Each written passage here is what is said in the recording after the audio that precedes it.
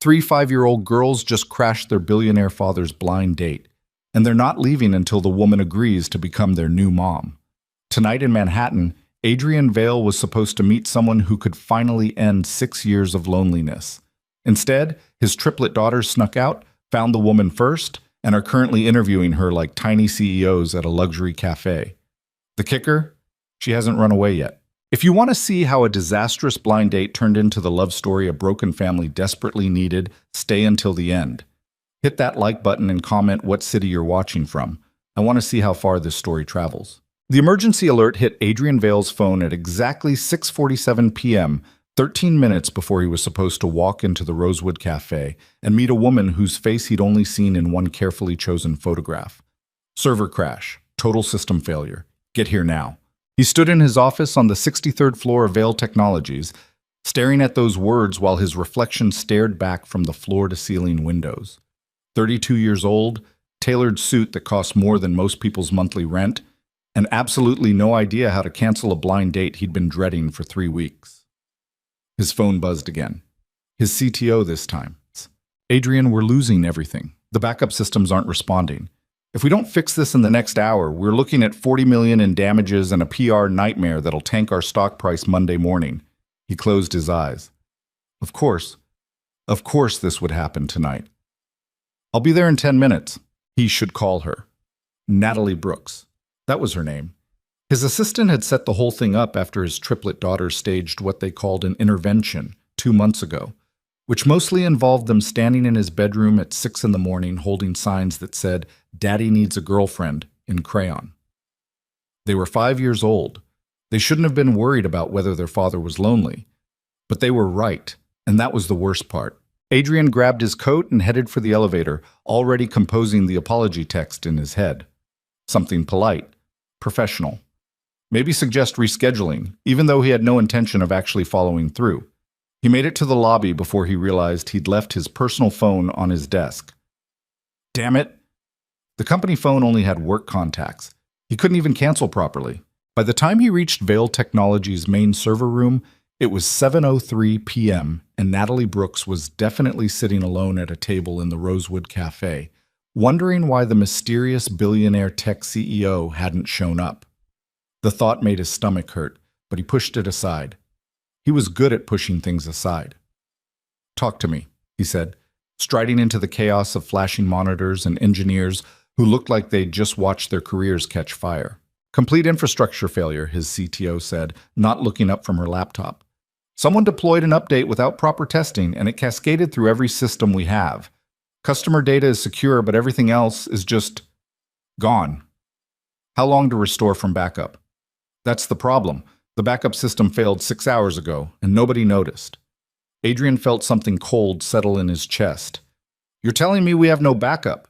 I'm telling you we have a backup from 3 days ago, which means we lose 3 days of work from 400 employees across 6 active projects." He did the math instantly. Time, money, reputation, investor confidence. All of it circling the drain because someone had gotten sloppy. "Get everyone on it. I don't care if they had plans. I don't care if it's Friday night. We fix this now, or we're explaining to our shareholders why we just became the cautionary tale every tech startup tells their employees." His CTO nodded and started barking orders. Adrian pulled out his company phone to check the time. 7:15 p.m. Natalie Brooks had been waiting for almost half an hour.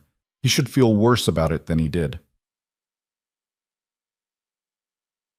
What Adrian Vale didn't know, couldn't have known, because he'd left his personal phone on his desk, was that at 6:52 p.m., his head of household security had sent him an urgent message. "Sir, the girls are missing." Margaret Chen had worked for Adrian for 4 years, ever since the triplets turned 1, and he'd accepted that he couldn't raise 3 children alone while running a Fortune 500 company. She was 63, had raised 5 kids of her own, and had exactly zero tolerance for nonsense, which made it particularly concerning that she'd somehow lost 3 5-year-olds. "I only looked away for 5 minutes," she said into her phone, pacing the penthouse living room. "They said they were playing in Sophie's room. I checked on them at 6:30, and they were fine. When I went back at 6:45, the window was open and they were gone." On the other end of the line, Adrian's personal assistant, a woman named Rachel who'd been with him since he started the company, tried not to panic. Did you check the building security footage? Already on it. They took the service elevator to the parking garage at 6:38. One of the night doormen saw them get into a taxi. A taxi? They're 5 years old. What driver would... They're very convincing when they want to be, Margaret said grimly, and they had cash. I think they've been planning this. Rachel sat down hard in her desk chair. Planning what? I found this on Ellie's bed. She sent a photo. It was a crayon drawing of 3 stick figures in red coats standing next to a table. Across the top in Ellie's careful kindergarten handwriting, "We went to meet Daddy's girlfriend." "Oh no," Rachel said. "Oh no, no, no." "What?" "Adrian had a blind date tonight at the Rosewood Cafe at 7. There was a long pause. "Those little criminals," Margaret said, but there was reluctant admiration in her voice. "They went to meet her themselves." "Does Adrian know?" "I've been calling his personal phone for 20 minutes. He's not answering." "He's at the office. Server emergency. He took his work phone and left everything else." Margaret swore, which she almost never did. "So Adrian doesn't know he missed the date, doesn't know the girls are missing, and has no idea that his daughters are currently conducting a job interview on his future wife."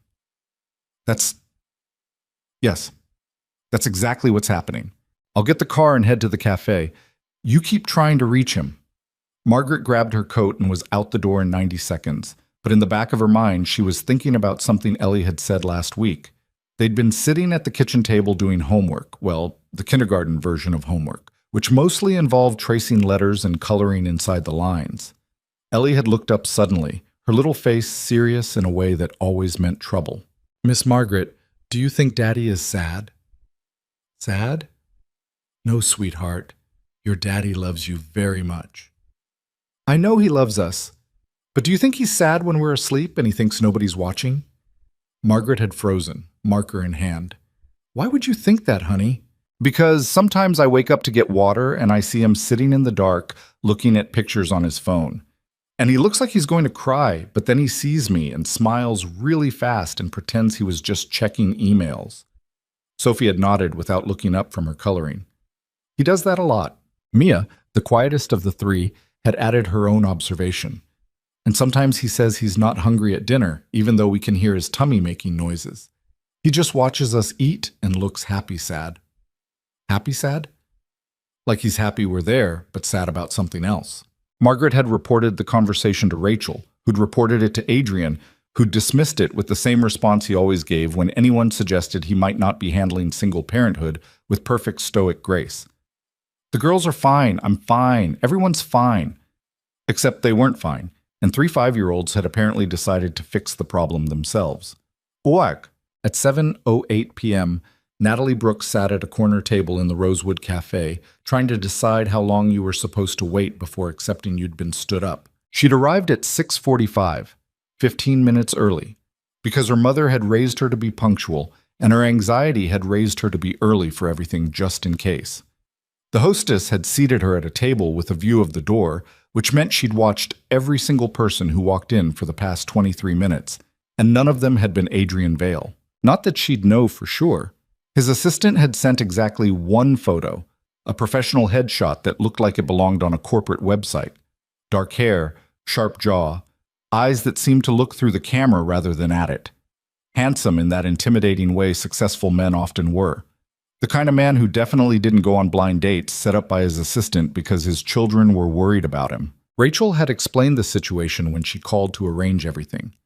"Mr. Vale is extremely busy, but his daughters have become quite insistent that he meet someone. They're very concerned about his social life." His daughters? Triplets, 5 years old.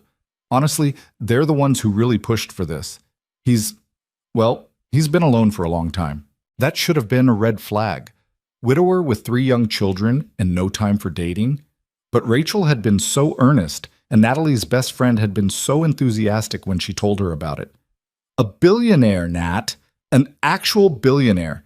Do you know how many of my Hinge dates have been unemployed guys who still live with their parents? That happened twice, Jess.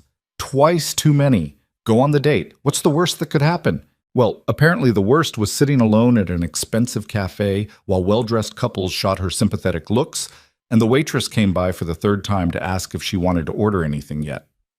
"Just water is fine," Natalie said, trying to smile like her Friday night wasn't currently circling the drain. I'm still waiting for someone. The waitress, young, blonde, with the kind of effortless beauty that made Natalie feel like she'd shown up underdressed, gave her a look that said she knew exactly what was happening. Of course. Let me know if you need anything. Natalie checked her phone. 7:12 p.m. She'd give him until 7:30. That seemed reasonable. Maybe he was stuck in traffic. Maybe there was an emergency. Maybe... Excuse me, are you Natalie? She looked up, hope flaring for half a second before she realized the voice belonged to a child. 3 children, actually. 3 identical little girls in matching red wool coats stood next to her table, looking at her with the kind of intense focus usually reserved for scientists examining a particularly interesting specimen. Natalie said. Yes? The girl in the middle, or maybe she was on the left, it was hard to tell, stepped forward with the confidence of someone who'd never been told she couldn't walk up to strangers in restaurants. We're Ellie, Sophie, and Mia. We're here about the daddy situation. Natalie blinked. The... what? Our daddy? The second girl clarified. Adrian Vale.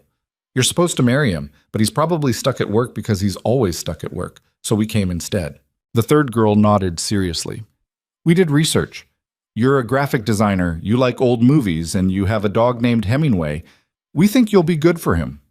Natalie's brain was trying to process several things at once, and failing at all of them. These were Adrian Vale's daughters, the triplets, who were supposed to be at home with a babysitter. They'd somehow gotten to the Rosewood Cafe by themselves, and they were currently conducting what appeared to be a job interview for the position of Daddy's wife. Where's your... Does anyone know you're here? She managed. Ellie, at least, Natalie thought it was Ellie, waved a hand dismissively. Miss Margaret probably figured it out by now, but we had to come because Daddy always messes this stuff up. He cancels dates, Sophie added, sliding into the chair across from Natalie without being invited. A lot. Mia climbed into the seat next to her sister. 16 times this year. You've been counting. We keep a chart, Ellie said, taking the third chair. With stickers. Red for canceled, green for actually went, yellow for forgot completely. There are a lot of red stickers, Sophie said solemnly.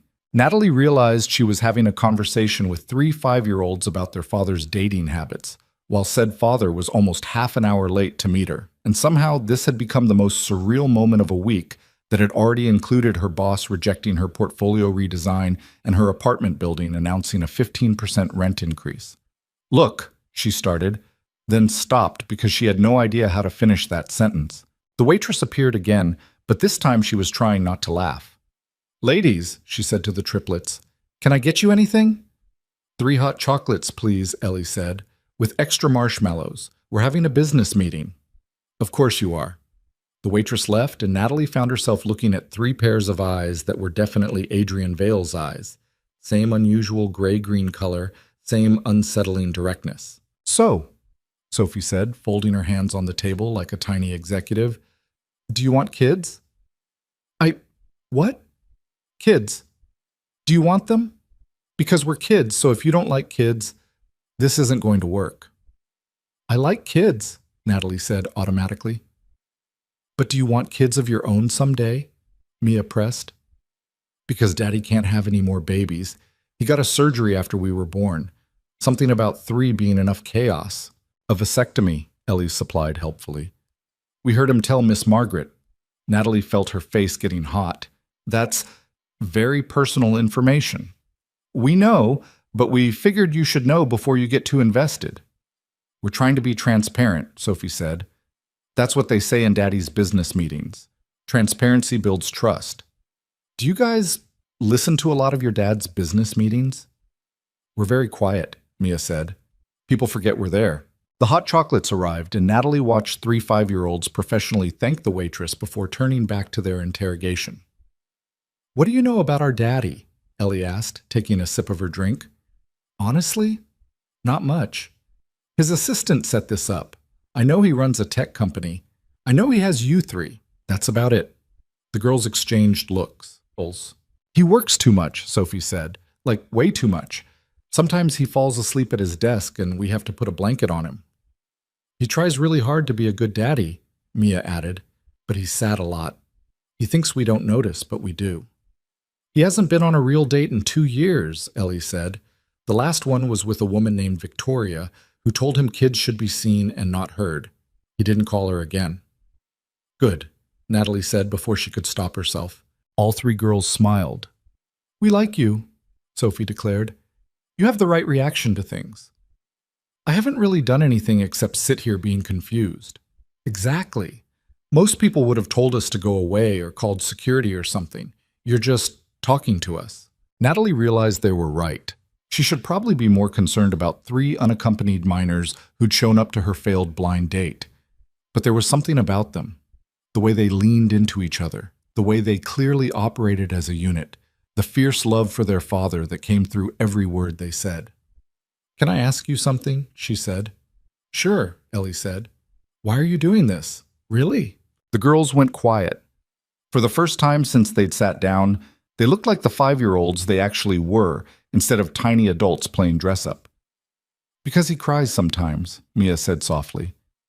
Late at night when he thinks we're asleep. We can hear him in his room. And he doesn't eat enough, Sophie added. He makes us dinner and then just drinks coffee and says he already ate.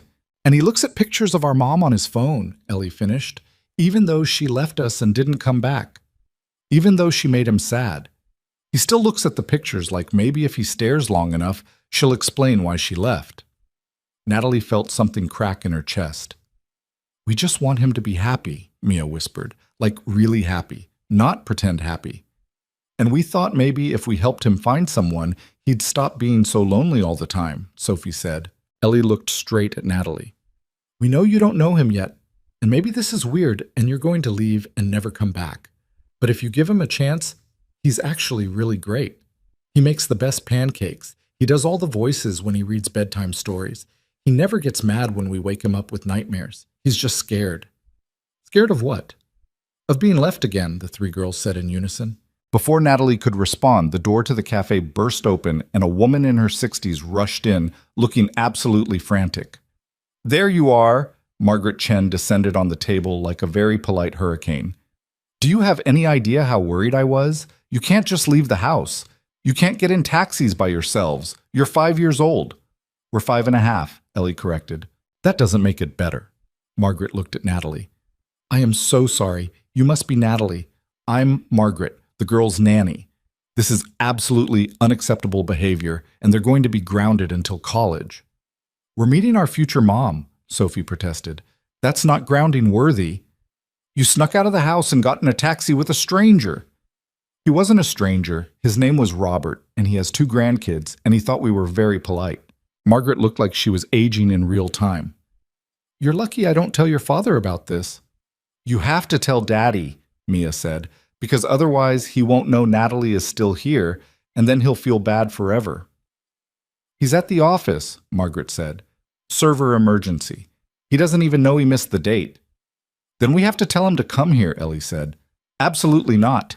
We're going home and you 3 are going straight to bed. Natalie surprised herself by speaking up. Wait. Everyone looked at her. If he doesn't know he missed the date, and he's going to feel terrible when he finds out, maybe you should tell him so he can apologize himself instead of hearing it secondhand? Margaret studied her for a long moment. You're being very gracious about this. Well, Natalie said, glancing at the triplets, I've had good company. The girls beamed. Margaret sighed in defeat and pulled out her phone. Fine, but you 3 are still in massive trouble. She stepped away to make the call, and Natalie looked at Ellie, Sophie, and Mia.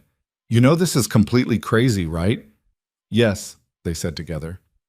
And you know your dad is probably going to ground you until you're 18? Probably, Ellie agreed cheerfully. And you know there's no guarantee this is going to work? I might meet him, and we might not even like each other?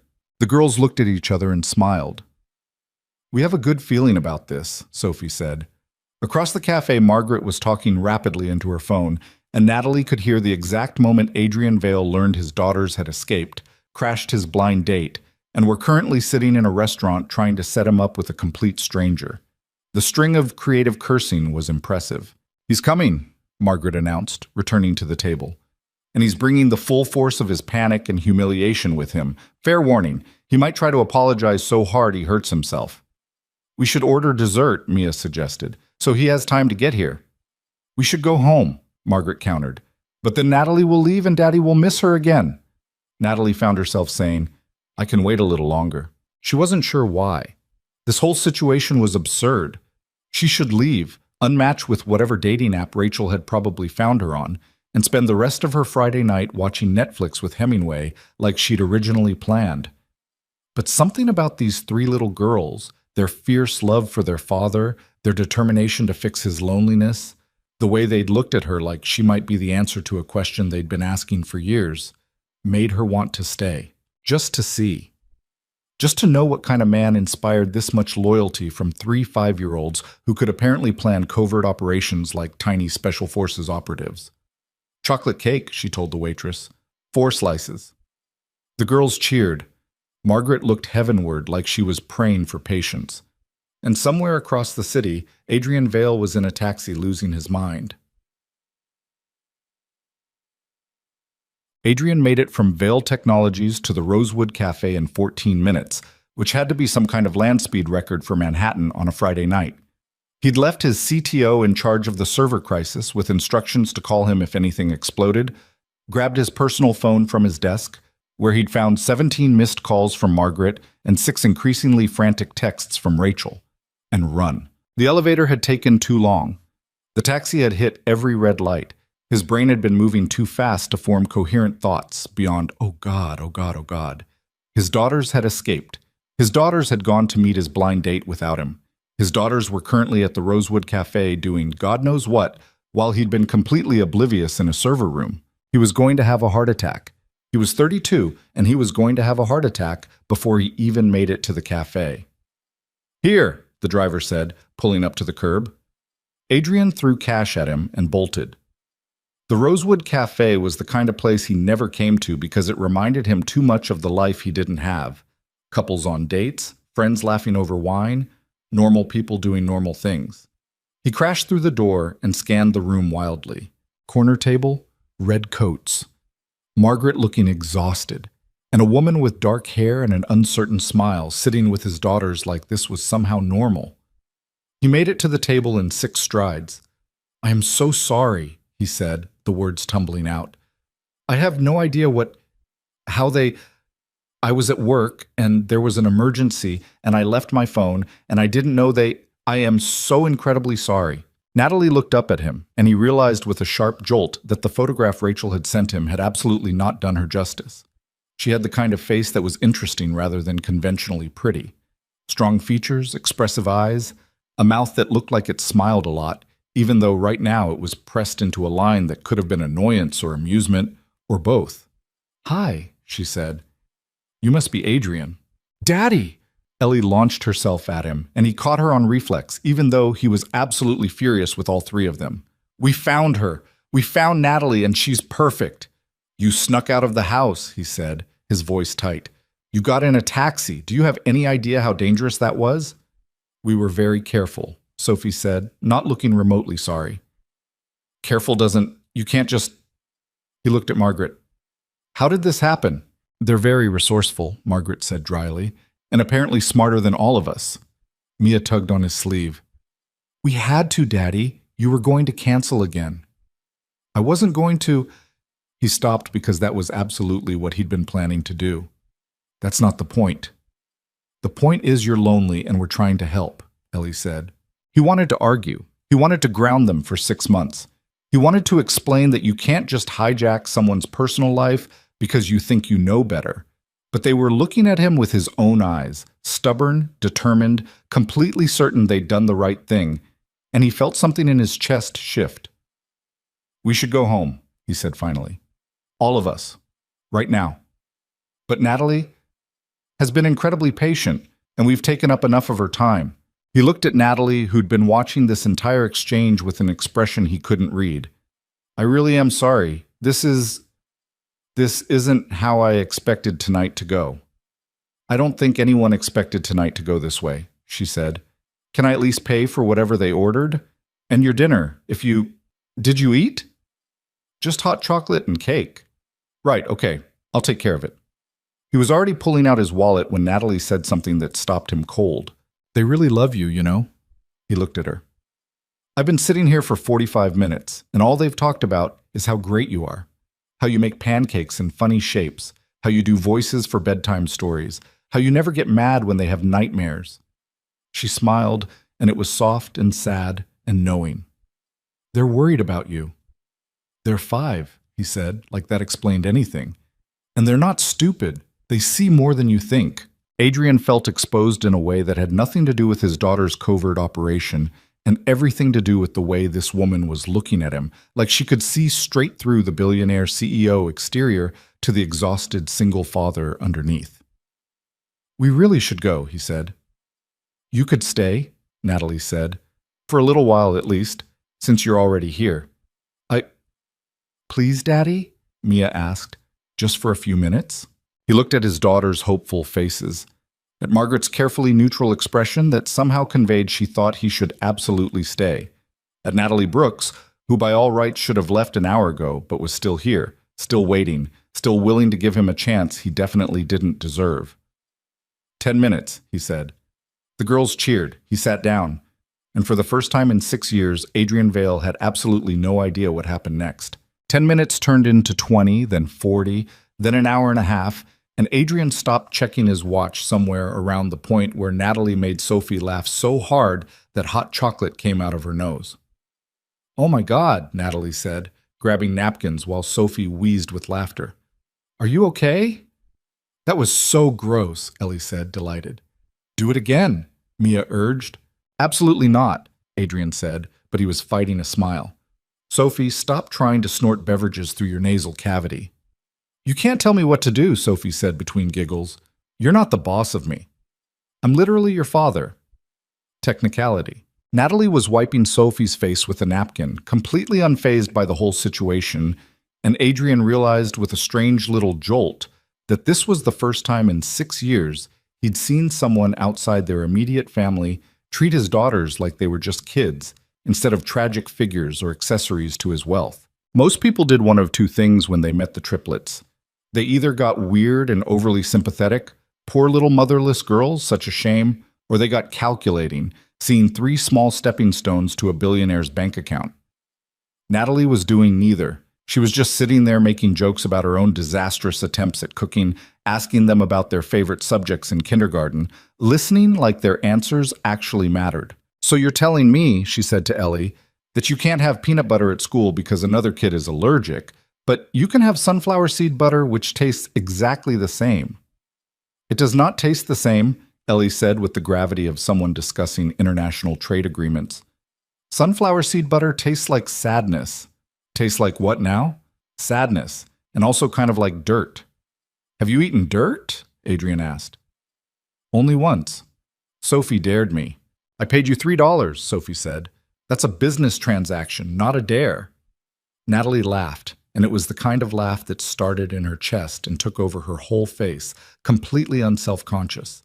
Adrian found himself staring at her, which was ridiculous because he'd known her for less than 2 hours, and most of that time had been spent apologizing for his daughter's criminal behavior. You okay? Margaret asked quietly. She'd moved to the next table to give them space, but was watching the whole thing with the expression of someone who'd seen a lot in her 63 years and was now seeing something new. I have no idea, Adrian admitted. She's good with them. I noticed. And she hasn't run away screaming, which is more than I can say for the last 3 women Rachel set you up with. Those were different situations. One of them left in the middle of appetizers because Mia asked if she had a boyfriend, and she said children shouldn't ask personal questions. Mia was 3. Exactly my point.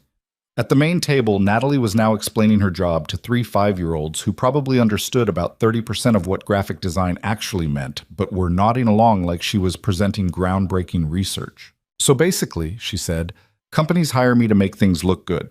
Logos, websites, advertisements. Like if you wanted to open a lemonade stand and needed a sign, you'd hire a graphic designer to make it look professional. We had a lemonade stand last summer, Sophie said. We made $47. That's impressive. Daddy bought $35 worth of lemonade himself, Ellie added. So really, we only made $12 from other people. Adrian felt his face get warm. You needed working capital. We needed a better location, Mia said. Our building's lobby doesn't get enough foot traffic. You're 5, he reminded them. You shouldn't know what foot traffic means. We watch your business meetings, all 3 said in unison. Natalie's smile went crooked like she was trying not to laugh at him, and Adrian realized he was in serious trouble here. Not the kind of trouble that came from server crashes or hostile board members. The kind that came from sitting in a cafe with a woman who made his daughters laugh and looked at him like he was a person instead of a portfolio. His phone buzzed. His CTO. Crisis averted? Backup restored? Only lost 2 hours instead of 3 days. You're a miracle worker. He should feel relieved. Instead, he felt the familiar weight settling back onto his shoulders. The reminder that this wasn't his real life. His real life was board meetings and investor calls and making sure Vail Technologies didn't become another cautionary tale about companies that grew too fast and collapsed under their own ambition. This thing, this moment in a cafe with his daughters, and a woman who'd somehow not fled into the night, was an interruption. A pleasant one, maybe, but temporary. I should get them home, he said, standing up. It's almost 9 and they have ballet in the morning. We hate ballet, Sophie said. You begged me to sign you up for ballet. That was before we knew it was boring. You've been going for 3 weeks. 3 very boring weeks. Natalie stood too, gathering her coat.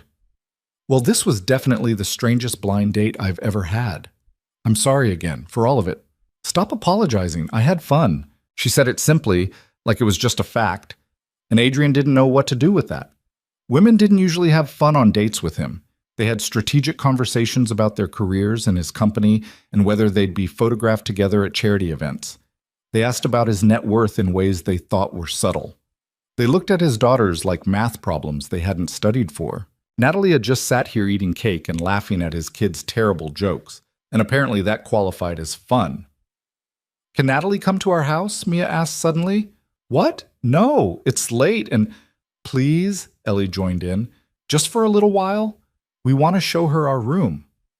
Girls, Natalie has her own plans and... I don't, actually, Natalie said.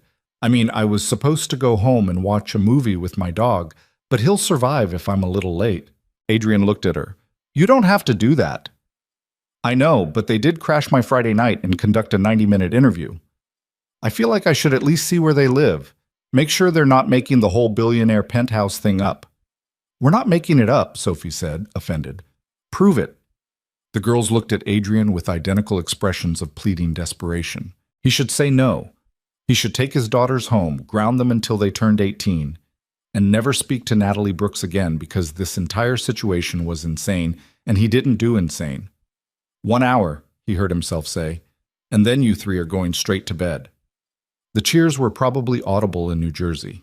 Margaret gave him a look that said she knew exactly what he was doing and thought he was an idiot, but she didn't argue. She just gathered the girls' coats and followed them outside while Adrian paid the check and tried to figure out when he'd completely lost control of his own life.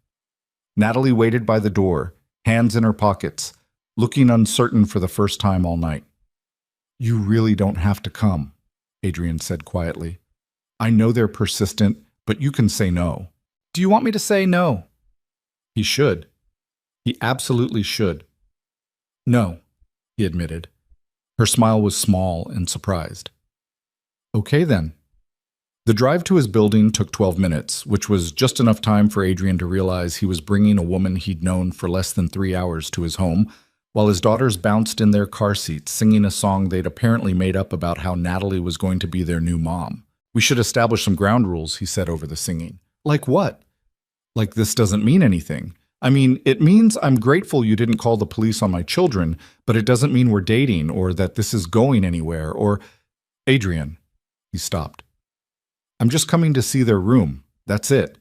You don't have to pre-reject me before we even get to your building. That's not what I was doing. Wasn't it? He didn't have an answer for that. The car pulled up to his building, 63 floors of steel and glass overlooking Central Park. The kind of place that showed up in architecture magazines and inspired envy from people who thought money could buy happiness. Adrian had learned the hard way that it couldn't. The doorman greeted them with professional courtesy that didn't quite hide his surprise at seeing Adrian with anyone who wasn't a business associate or his children. The elevator ride to the penthouse was silent, except for the girls' excited chatter about which toys they were going to show Natalie first. Fair warning, Adrian said as he unlocked the door. It's not as clean as it should be. We had an incident with finger paints last weekend. Mia started it, Ellie said. Sophie finished it, Mia countered. I was just defending myself, Sophie said. The door opened and Natalie stepped into what had to be 10,000 square feet of carefully designed space that Adrian had spent 6 years trying to make feel like a home instead of a showroom. He watched her take it in, the floor-to-ceiling windows with views of the park, the open-plan living area with furniture that cost more than most people's cars, the kitchen that had been featured in Architectural Digest, but also the crayon drawings on the refrigerator, the pile of sneakers by the door, the Lego structure on the coffee table that was either a spaceship or a dragon, depending on which triplet you asked.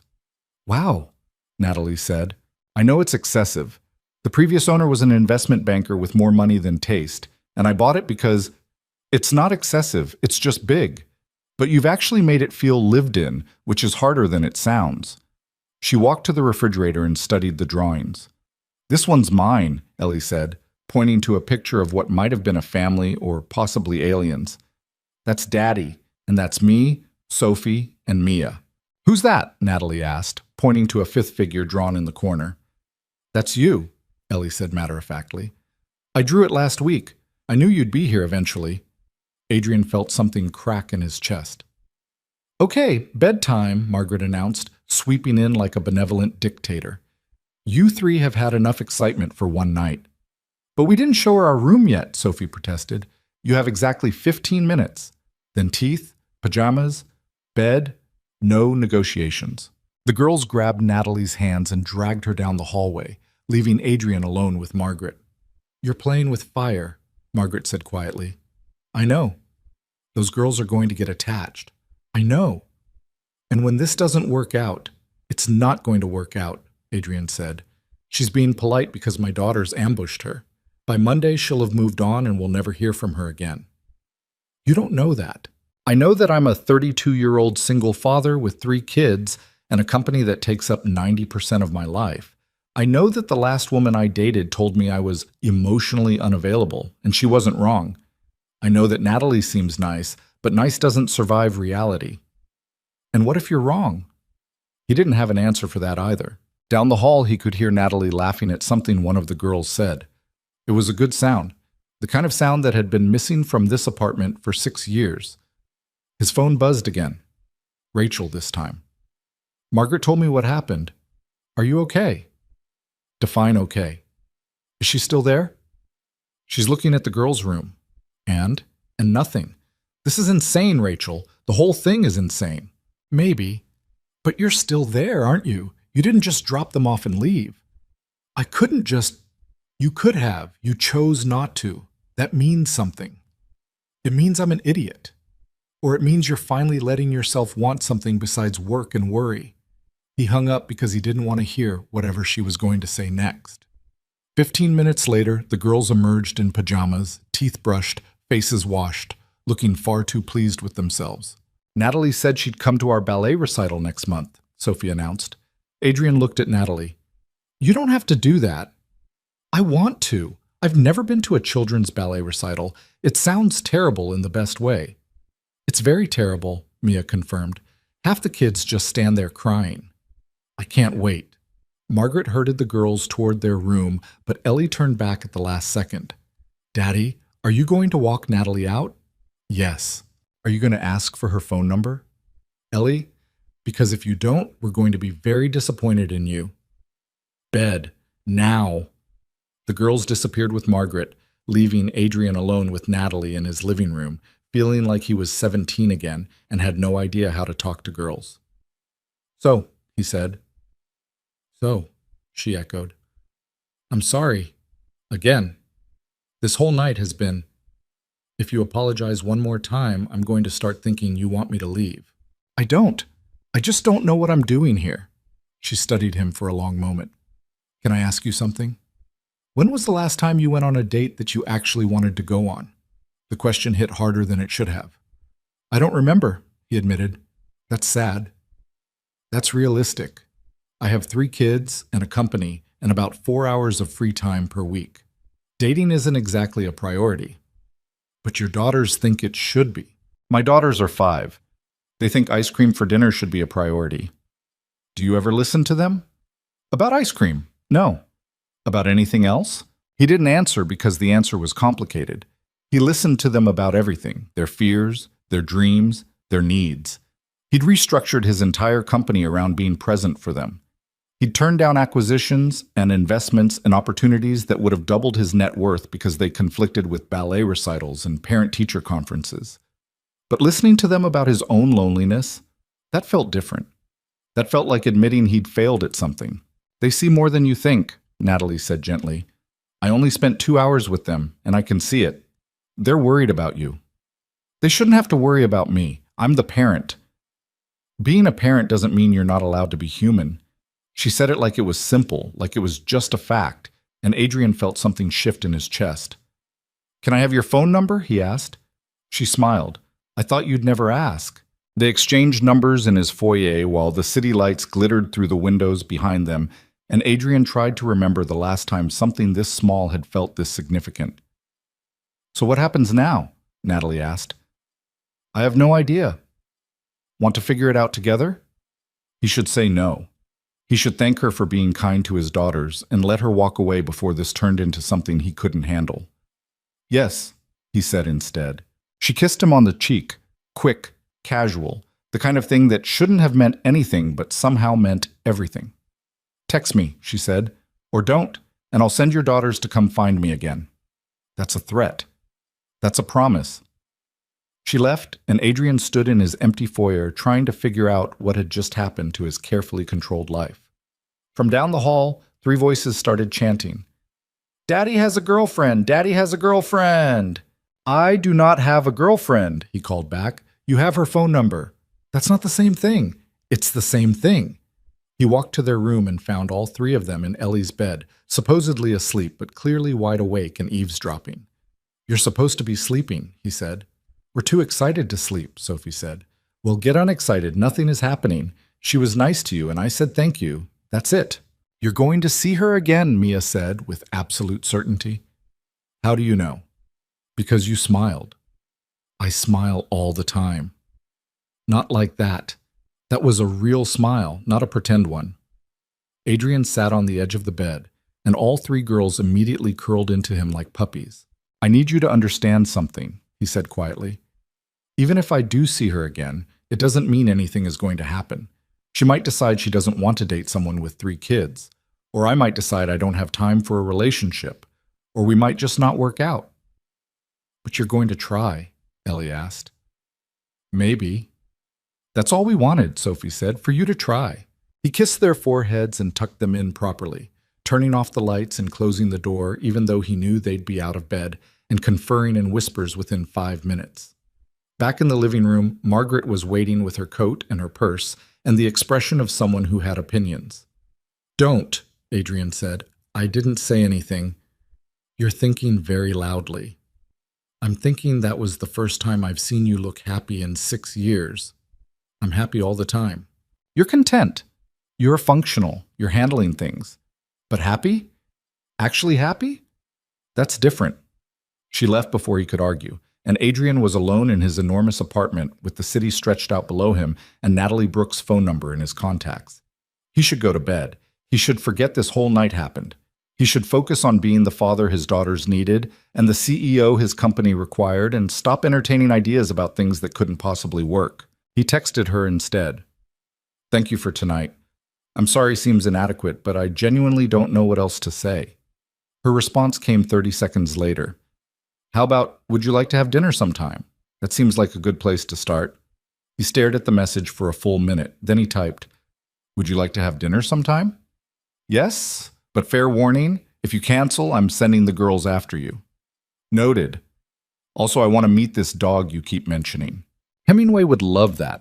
He's very good with strangers who show up uninvited to my life. I didn't show up uninvited. Your daughters literally dragged me here. Technically, you could have said no. Technically, I didn't want to. Adrian sat on his couch with his phone in his hand and let himself feel something he hadn't felt in years. hope. It was terrifying. 3 weeks later, he picked Natalie up for their first real date. No triplets, no emergencies, no interruptions. Just dinner at a restaurant that didn't serve hot chocolate and didn't allow children under 12. She wore a blue dress that made her eyes look darker, and when she opened the door to her apartment, Hemingway, an enormous brown mutt with one ear that flopped and one that stood up, immediately tried to climb into Adrian's lap. "He likes you," Natalie said. "That's a good sign. Or he's just hoping I'll feed him." Also possible. They made it through appetizers before his phone rang. He ignored it. It rang again. He ignored it again. "You can answer," Natalie said. "It's fine. Adrian, I'm dating a CEO with 3 kids. I know what I signed up for. Answer your phone." It was Margaret. "Mia has a fever. Nothing serious, but she's asking for you. I'll be home in 20 minutes. He looked at Natalie, apology already forming, but she was already standing and grabbing her coat. "Let's go," she said. "You don't have to... One of your kids is sick. Of course I'm coming." They showed up at the penthouse to find Mia curled on the couch with a temperature of 101 and a miserable expression that made Adrian's chest hurt. "Hey, baby," he said, sitting next to her. "How are you feeling?" "Like I swallowed fire," Mia said dramatically. "That's called a sore throat. It's the worst thing that's ever happened to me." Natalie appeared with a cold washcloth and pressed it gently to Mia's forehead. "Have you tried ginger ale?" "What's ginger ale?" "It's basically magic. Your dad should have some." She was right. Adrian kept it stocked for exactly this purpose, and within 15 minutes Mia was sipping ginger ale and watching a movie while Natalie sat on the floor next to the couch, keeping up a running commentary that made even sick, miserable Mia smile. Ellie and Sophie wandered out in their pajamas, supposedly to check on their sister, but really to investigate why Natalie was there. "Did you have a date?" Sophie asked. "We were having dinner," Adrian said. "But you left to come home?" "Your sister needed me." "And Natalie came too?" "Apparently." The girls looked at each other with expressions that said this was even better than they'd hoped. By 11 p.m., Mia had fallen asleep on the couch. Ellie and Sophie had been relocated to their beds, and Adrian found Natalie in the kitchen making tea like she'd lived there for years instead of hours. "You don't have to stay," he said. "I know. Our first date was a disaster. Technically, our first date was at the Rosewood Cafe, and that was also a disaster. I think we're establishing a pattern. A bad pattern. Or just our pattern." She handed him tea and leaned against the counter, and Adrian realized that somewhere between the cafe and tonight, between his daughter's intervention and Mia's fever, something had shifted. This wasn't just someone being polite anymore. This was someone choosing to be here. "Why are you doing this?" he asked. "What do you mean?" "This. All of it. You could be dating someone normal, someone without 3 kids and a schedule that doesn't allow for spontaneity and—" "Adrian." He stopped. "I like you," she said simply. "I like your kids. I like that you left a nice dinner to come home because Mia had a fever. I like that you keep ginger ale stocked even though you probably never drink it yourself. I like that you're a disaster at dating, but you're trying anyway. I'm terrible at this. So am I. My last boyfriend proposed to me, and I said no because I realized I didn't actually like him that much. I just liked the idea of being engaged. What happened? He took it badly, told everyone I was cold and unfeeling and couldn't commit, which maybe was true, I don't know. But I knew marrying him would have been settling, and I'd rather be alone than settled. And now? Now I'm sitting in a billionaire's kitchen at 11 p.m. drinking tea while his daughter sleeps off a fever in the next room. And somehow this feels less like settling and more like finding something I didn't know I was looking for. Adrian kissed her then, in his kitchen with cold tea going lukewarm on the counter, and his daughter asleep 20 feet away and the city quiet outside the windows. It wasn't perfect. Nothing about his life was perfect. But it felt real in a way nothing had felt real in years. And when Natalie kissed him back, he let himself believe that maybe his daughters had been right all along. Maybe he had been lonely. And maybe, just maybe, he didn't have to be anymore. The kissing didn't fix anything, which was probably the first honest thing that had happened between them. Natalie left around midnight, and Adrian spent the next hour checking on Mia every 15 minutes, until Margaret physically removed him from the room and told him to go to bed before he gave himself an anxiety attack. "She has a fever, not the plague," Margaret said. "I've raised 5 children. I think I can handle one sick kindergartner." "I know, You just need to stop catastrophizing every minor illness like it's going to end in tragedy." He wanted to argue, but she was right. Ever since the triplets were born, every fever felt like a potential disaster. Every cough sent him spiraling. He'd gotten better at hiding it over the years, but the fear never actually went away. Margaret's expression softened. "She's going to be fine. They're always fine. You know that." "Logically, yes. But emotionally, you are still the guy who brought 3 premature babies home from the hospital by himself and spent 6 months convinced they'd stop breathing if you looked away for 30 seconds. They were small. They were fighters, just like their dad." She left him standing in the hallway, and Adrian made it to his bedroom before pulling out his phone. Natalie had texted, "Made it home. Hemingway wants to know if Mia is okay." "Just Hemingway? Fine. I also want to know if Mia is okay." "She's sleeping. Fever's down to 100. Margaret says I'm overreacting." "Are you?" "Probably." "That's very dad of you." He smiled despite himself. "Is that a compliment?" "It's an observation. You care a lot. That's not a bad thing." "Feels bad sometimes." "Yeah, I get that." He stared at those 3 words for longer than he should have. She got it. She didn't try to fix it or minimize it or tell him he was being irrational. She just got it. "Thank you for tonight," he typed, "for staying, for not running away when I completely destroyed our date." "You didn't destroy it. You just redirected it. Besides, I got to see you in crisis mode. Very informative." "Informative how?" "You make tea when you're stressed. You check on your kids compulsively. You apologize too much. And you kiss like you're afraid I'm going to disappear if you do it wrong." Adrian felt his face get hot even though he was alone in his bedroom. "I don't It's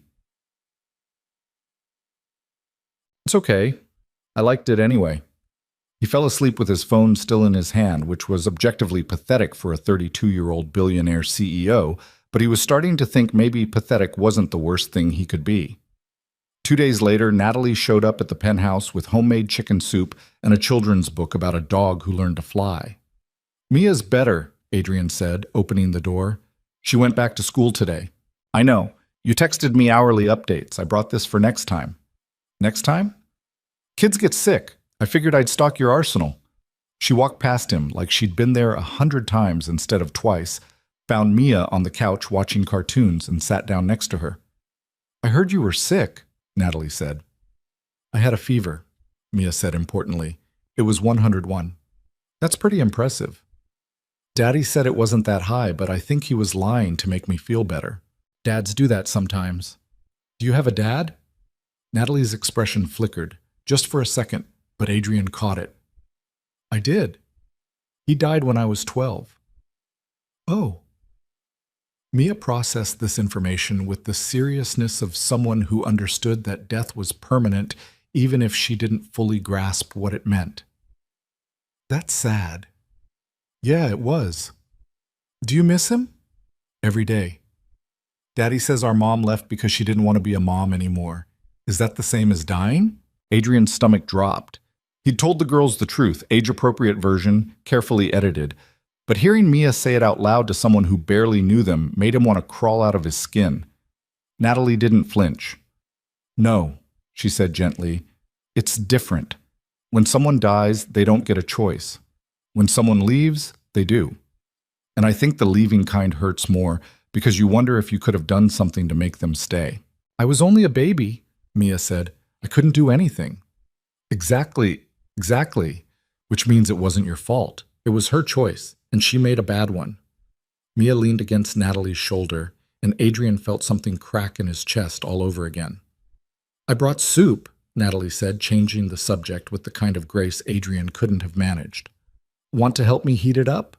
They disappeared into the kitchen, and Adrian stood in his living room trying to figure out how Natalie had just handled in 3 minutes what he'd been struggling with for 6 years. Ellie appeared from nowhere, which was her specialty. "She's good at the sad stuff," Ellie observed. "Yeah, she is." "Are you going to marry her?" "Ellie, I've known her for 2 weeks. So?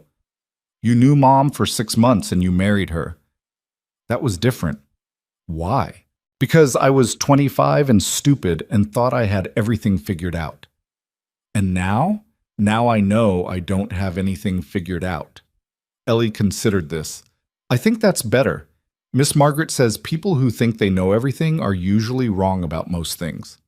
Miss Margaret is very wise. She also says you're emotionally constipated, but I don't know what that means. Adrian choked on nothing. She said what? Emotionally constipated. She was talking to Rachel on the phone. Is that bad? It's complicated. And you shouldn't have been eavesdropping. I wasn't eavesdropping. I was sitting right there. They were just ignoring me. From the kitchen, he could hear Natalie and Mia laughing about something, and Sophie's voice joining in because she had a radar for wherever fun was happening. Do you like her? Ellie asked. Yes. Like her? Or like friend like her? When did you become a relationship expert? Kindergarten is very dramatic. There are a lot of relationships. You're 5. Almost 6. And you didn't answer the question. Adrian looked at his daughter, this tiny person who saw too much and felt too much, and somehow always knew exactly what to ask to make him uncomfortable. I like her, he admitted, but that doesn't mean anything's going to happen.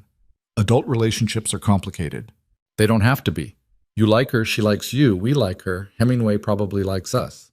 What's complicated? Everything else. That's a dad answer, not a real answer. She skipped off toward the kitchen before he could respond, leaving Adrian alone with the uncomfortable realization that his 5-year-old had just called him out for being emotionally avoidant. Margaret appeared in the doorway like a vengeful ghost. Did Ellie just tell you I called you emotionally constipated? She did. I'm not apologizing, you are. I'm working on it. Work faster. That girl in there is good for you. Don't screw it up. She left before he could defend himself, which was probably for the best because he didn't have a defense. That night, after Natalie had gone home and the girls were asleep and the apartment was quiet, Adrian sat in his office and did something he hadn't done in 2 years. He opened the locked drawer in his desk and pulled out the envelope.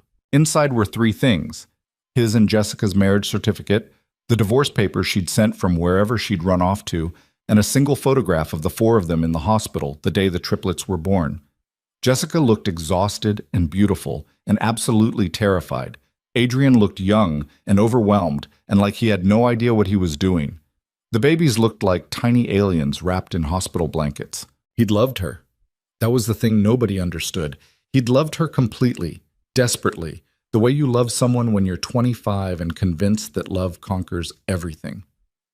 And then the babies came, and she'd looked at him with something like horror and said, I can't do this. Can't do what? Any of it. Them. Us. This life you want where we're a perfect family and everything works out fine. I can't be that person. You haven't even tried. I don't want to try. I want to be 26 and traveling and figuring out who I am, not stuck in an apartment with 3 screaming babies and a husband who thinks playing house is enough. They're our children. They're your children.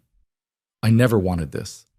She'd left 3 weeks later, signed the divorce papers from Paris, sent money occasionally but never called, never asked about the girls, never once looked back at the family she'd walked away from. Adrian had spent the first year convinced she'd come back, the second year angry that she hadn't. By the 3rd year, he'd accepted that she was gone and started building a life without her. But he'd never stopped being terrified that everyone he loved would eventually leave the same way. His phone buzzed. Natalie. Random question. Do you like mini golf? I've never been mini golfing. How is that possible? You're 32 years old. I was busy building a company and raising children. That's a terrible excuse. We're going mini golfing. When? Saturday? You, me, the girls? I'm going to destroy all of you. That's very confident. I was mini golf champion at my summer camp 3 years running. I don't mess around. Adrian smiled despite himself. The girls have ballet at 9. We'll go after. Noon work? Yeah, that works. Good. Prepare to lose. He put the photograph back in the envelope and locked it away again. Maybe Margaret was right. Maybe he was emotionally constipated. Maybe he spent too much time holding on to the past and not enough time letting himself have a present. But Saturday at noon, he was going mini golfing with a woman who made his daughters laugh and his chest feel less tight. and maybe that was enough for now. Saturday turned out to be chaos in the best way. Natalie picked them up in a car that was about 15 years old and had a bumper sticker that said, "My other car is also a piece of junk," which made Sophie laugh so hard she got hiccups. "This is your car?" Adrian asked, trying not to sound judgmental and absolutely failing. "Don't car shame me. Beatrice is a classic." "Beatrice?" "She's named after my grandmother, also stubborn, also falling apart, also refuses to die." "I like her," Mia declared from the back seat. They drove to a mini golf place in Brooklyn that Adrian had definitely never heard of, which made sense because it was the kind of place that catered to birthday parties and first dates, not billionaire CEOs and their children.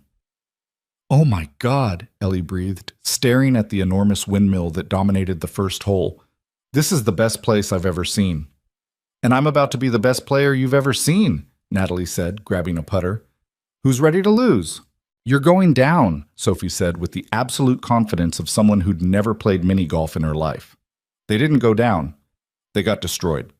Natalie sank a hole-in-one on the windmill, somehow banked a shot off a plastic alligator on hole 7, and finished with a score that would have been impressive for an adult league, let alone a casual Saturday afternoon. Adrian came in dead last, mostly because he spent half the time helping Mia line up her shots, and the other half watching Natalie trash-talk his 5-year-olds like they were professional athletes. "That's a weak stance, Ellie. You're leaving yourself open on the left. I'm 5. Excuses are for losers. You're mean. I'm competitive. There's a difference." But she said it while grinning, and Ellie was grinning back, and Adrian realized with a strange jolt that this was what happiness looked like. Not the carefully constructed version he'd been performing for 6 years, not the everything's fine mask he wore at board meetings and parent-teacher conferences, just actual, messy, imperfect happiness. After mini-golf, they got ice cream from a truck that had definitely seen better days, and the girls spent 20 minutes debating whether Superman could beat Batman in a fight, while Natalie argued passionately for Wonder Woman. "She's the obvious choice," Natalie said. "She has an invisible jet." "Batman has money," Sophie countered. "Superman has super strength. Wonder Woman has a lasso that makes people tell the truth. She could just lasso both of them and make them admit she's better." "That's cheating," Ellie said. "That's strategy."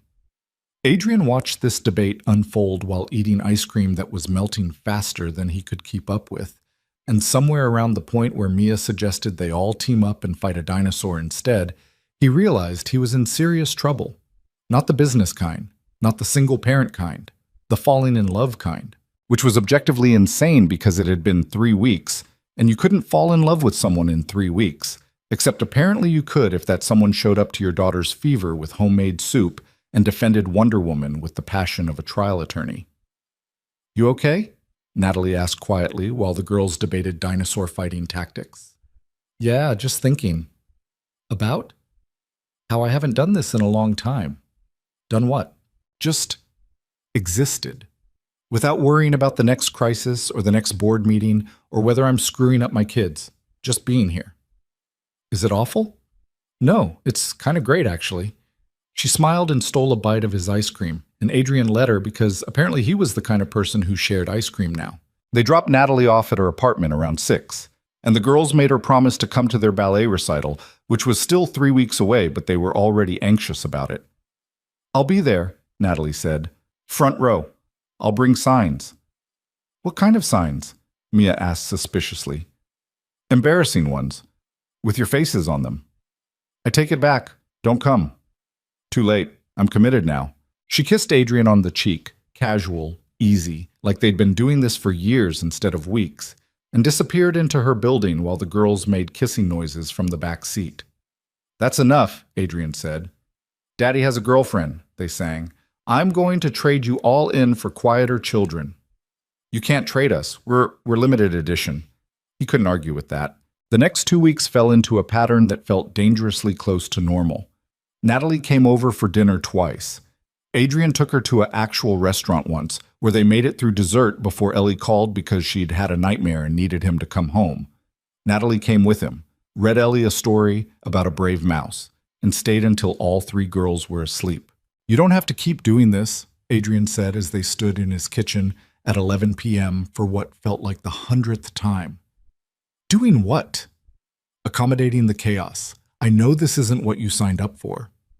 Adrian, I literally crashed your blind date because your daughters hunted me down. Chaos is exactly what I signed up for. But you could be dating someone normal, someone who has time for you, someone whose entire life doesn't revolve around 3 kindergartners and a company that's constantly on fire. She put down her tea and looked at him. Do you want me to leave? No. Do you want to stop seeing me? No. Then stop trying to talk me out of this. If I wanted normal, I'd be on a dating app swiping through guys who list adventure as a personality trait. I'm here because I want to be here. Why? Because you're a good dad. Because your kids are funny and smart and a little bit feral. Because you make me tea without asking if I want any. Because you're terrible at mini golf, but you still played. Because you're scared of getting hurt again, and you're doing it anyway. She kissed him, and Adrian kissed her back. And somewhere in the back of his mind, he thought that maybe Margaret and Rachel and his 5-year-old daughters had been right all along. Maybe he had been lonely. Maybe he didn't have to be anymore. The ballet recital was exactly as terrible as promised. Half the kids forgot their choreography. One burst into tears and ran off stage. Another waved at her parents for the entire 3-minute performance instead of actually dancing. Ellie, Sophie, and Mia were somewhere in the middle. Not great, not terrible. Just 3 small girls in pink tutus trying their best. Adrian watched from the audience with his phone out, recording every second, and tried not to think about all the recitals Jessica had missed, all the moments she'd chosen not to be part of. Natalie sat next to him with a sign that said, Vale Triplets, Best Dancers or Best Dancers, and cheered louder than anyone when the girls took their bow. Afterward, in the chaos of the lobby, with 25 kindergartners hopped up on juice boxes and performance adrenaline, Mia grabbed Natalie's hand. Did you see me? She asked. I saw you. You were amazing. I messed up the turn. I didn't notice. Really? Really?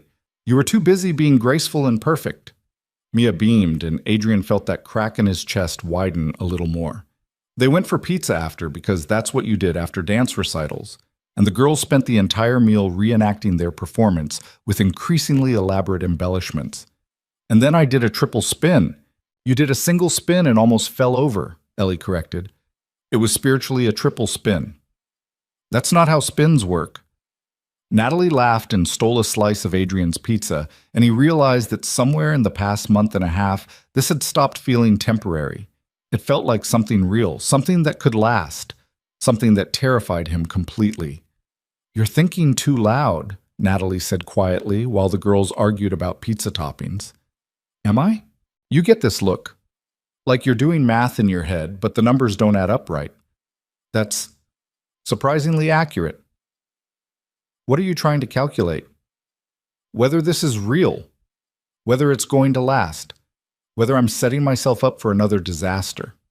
And what's the answer? I don't know. I don't have enough data. That's a very CEO answer. It's the only answer I have. She took his hand under the table, lacing their fingers together. How about this? Stop calculating. Just be here, with me, with them, and we'll figure out the rest as we go. It sounded too simple. It sounded like the kind of advice people gave when they didn't understand how quickly things could fall apart. But Adrian squeezed her hand back and said, Okay. That night, after Natalie had gone home and the girls were in bed, Sophie appeared in his doorway. Can't sleep? Adrian asked. I was thinking. About? When's Natalie going to move in? Adrian nearly dropped his phone. What? She's here all the time anyway, and she has a tiny apartment with no room for Hemingway to run around. She should just live here. Sophie, that's not how relationships work. Why not? Because people don't just move in together after 6 weeks. Why not? She asked again. Because it's too fast. Because we barely know each other. Because you're scared. Adrian stopped. Sophie climbed onto his bed and sat cross-legged next to him. Miss Margaret says you're scared of being left again. Is that true? Miss Margaret talks too much. Is it true? He sighed. Yeah, it's true. But Natalie's not Mom. I know that. So why are you treating her like she's going to leave? I'm not. You are. You keep saying things like you don't have to stay and you could be dating someone normal. like you're giving her permission to go. But she doesn't want permission. She just wants you to stop being weird about it. Since when did you become a relationship therapist? Since I started paying attention. Sophie leaned against his shoulder. I like her, Daddy. We all do. And I think you do too. So maybe stop trying to mess it up. I'm not trying to mess it up. You're not trying not to mess it up. That's different. She kissed his cheek and padded back to her room, leaving Adrian alone with the uncomfortable realization that he'd just been psychoanalyzed by a 5-year-old. He texted Natalie. My daughter just told me I'm self-sabotaging. Which one? Sophie. She's not wrong. That's not helpful. Do you want helpful, or do you want me to lie and say you're doing great? Maybe something in between. Okay, here's in between. You're scared, and that's understandable. But you're also using it as an excuse to keep me at arm's length, and I'm getting tired of being held at arm's length when what I want is to be closer.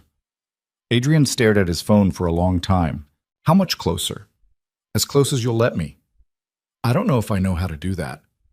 Then learn. I'll wait. He fell asleep with his phone on his chest and woke up to a text from her that just said, Good morning, stop overthinking, I'm still here. And for the first time in 6 years, Adrian let himself believe that maybe she would be. Learning turned out to be harder than Adrian expected, mostly because he'd spent 6 years building walls and had no idea how to take them down without the whole structure collapsing. The first real fight happened 3 weeks after the ballet recital, on a Tuesday night when Adrian was supposed to have dinner with Natalie but got stuck in an emergency board meeting that ran until 9:30. He texted her at 7. Running late. 30 minutes? At 8. Still in meeting. Maybe 45 minutes? At 9. This is taking longer than expected. Can we reschedule? She didn't respond. By the time he made it out of the building, it was almost 10, and he had 17 missed calls. None of them from Natalie. All of them from Margaret. Where are you? She demanded when he finally called back. Leaving the office. What's wrong? Are the girls okay? The girls are fine. They're asleep. I'm talking about Natalie, who showed up here at 7 with groceries and a plan to cook you dinner and has been sitting in your kitchen for the past 3 hours waiting for you to come home. Adrian's stomach dropped. She's there? She was there. She left 20 minutes ago. And before you ask, no, she wasn't crying, but she looked like she wanted to throw something. I texted her that I was running late. You texted her that you were rescheduling after she'd already bought groceries and driven across the city and let herself into your apartment with the key you gave her. That's not running late, Adrian. That's standing someone up. I didn't stand her up. I had a meeting. You always have a meeting. That's the problem. She hung up before he could argue, and Adrian stood on the sidewalk in front of his building trying to figure out how he'd managed to screw this up so badly. He called Natalie. It went to voicemail. He texted, I'm sorry. I didn't know you were planning to come over. The meeting ran long, and I lost track of time. Nothing. Please call me back. Still nothing. He made it home to find the kitchen spotless except for a grocery bag on the counter with ingredients for what looked like it was supposed to be pasta carbonara, his favorite. There was a note on top in Natalie's handwriting. Figured you'd be hungry after work. Guess not. N. He called her again. Voicemail again. This time he left a message. I'm an idiot. I know I'm an idiot. I should have called instead of texting. I should have told the board to wait.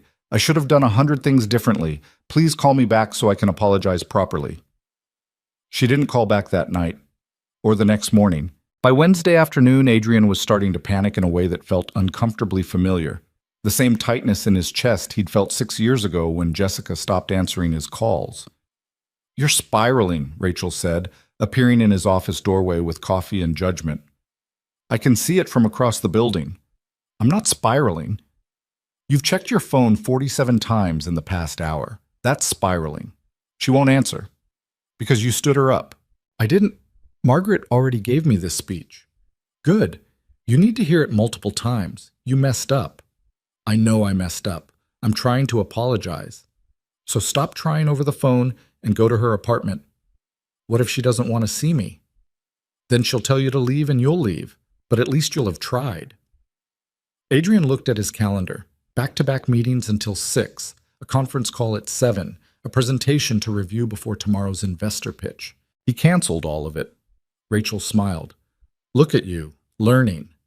Natalie's apartment was in a building that had probably been nice in the 70s and was now just holding on through sheer stubbornness. Fourth floor walk up, no elevator, wallpaper that looked like it was older than Adrian. He knocked on her door at 3:30 in the afternoon, holding flowers he'd bought from a bodega on the corner because the fancy florist was 20 blocks away, and he didn't trust himself not to lose his nerve. She answered wearing paint-stained sweatpants and a t-shirt that said, "I'm not arguing, I'm just explaining why I'm right." And she did not look happy to see him. "What are you doing here?" she asked. "Apologizing. In person. Because Rachel said texting wasn't enough, and Margaret said, I'm emotionally constipated, and I think they're both right. Did you cancel meetings to come here?" "All of them." Something flickered in her expression, but she didn't move from the doorway. "You didn't have to do that." "Yeah, I did. Can I come in?" She hesitated, then stepped back. The apartment was small, probably 800 square feet total, but she'd made it feel like home in a way his penthouse never quite managed. Art on every wall, most of it her own work, books stacked on shelves and side tables, a massive dog bed in the corner where Hemingway was currently sprawled out like he'd never moved in his life. "Nice place," Adrian said. "It's a shoebox." "It's nice." She crossed her arms. "Why are you here, Adrian?" "Because I screwed up. I should have called you instead of texting. I should have left the meeting. I should have done literally anything except what I did, which was treat you like you were low priority. I'm not mad that you had a meeting." "Then what are you mad about?" "I'm mad that you gave me a key to your apartment and told me to make myself at home, but apparently that only counts when it's convenient for you. I'm mad that I spent 3 hours cooking dinner and the whole time I felt like an idiot for assuming you'd actually show up. I'm mad that this is the third time in 2 months you've canceled plans at the last minute because work is always going to come first. That's not fair. You know I have a company to run. I know you use your company as an excuse to keep people at a distance." The words hit like a physical blow. "That's not what I'm doing, isn't it? Every time we get close, you find a reason to pull back. A meeting, a crisis, a board call that absolutely can't wait. And I've been patient because I know you're scared and I know you have 3 kids and a lot of responsibility. But I'm tired of feeling like I'm constantly competing with your fear." Adrian put the bodega flowers on her kitchen counter. "I'm not good at this. I know. Jessica leaving destroyed me. I don't know how to trust that you won't do the same thing. So you're going to push me away first? Make it a self-fulfilling prophecy?" "Maybe. I don't know. Probably." She laughed, but it wasn't a happy sound. "At least you're honest." "I don't want to lose you." "Then stop acting like you've already lost me. Stop treating every dinner like it might be our last. Stop canceling plans because you're too afraid to actually show up. Just be here. Actually be here. Or let me go so I can stop waiting for you to decide I'm worth the risk." Adrian stood in her small kitchen with its mismatched mugs and the smell of coffee and something that might have been paint thinner and realized she was right about all of it. He'd been so terrified of being left again that he'd started leaving first, little pieces at a time. Canceled plans, late arrivals, excuses wrapped in legitimate responsibilities. "I'm sorry," he said. "Really sorry. Not for having a company or obligations, but for using them as armor. You deserve better than that." "Yeah, I do." "Can I try again? To do this right?" "I don't know. Can you?" "I want to. I'm just not sure I know how." Natalie sat down on her couch, and Hemingway immediately heaved himself up and put his head in her lap. "What scares you most about this?" "That you'll realize I'm not worth the trouble. 3 kids, a schedule that barely exists, emotional baggage that has its own zip code. Eventually you'll get tired of accommodating all of that and you'll leave. And you think pulling away now will hurt less than being left later?" "I don't know. Maybe." "Well, it won't. It'll just hurt for longer." Adrian sat down next to her, keeping a careful distance because he didn't know if he was allowed closer yet. "I brought groceries back to your place," Natalie said quietly. "I had this whole plan. I was going to make dinner and surprise you, and maybe we'd finally have one evening that didn't end with you running off to handle some crisis. And then you texted that you were rescheduling, and I just sat there feeling stupid." "You're not stupid." "I felt stupid, like I'd misread the whole situation, like maybe you didn't actually want me there as much as I wanted to be there." "I do want you there. I want you there so much it terrifies me." She looked at him finally, and her eyes were red, but she wasn't crying. The girls asked me when I'm moving in, she said. Adrian's heart stopped. What? Last week. Sophie asked if Hemingway and I were going to move into the penthouse because she thinks my apartment is too small for a dog his size. Which is true, but that's not the point.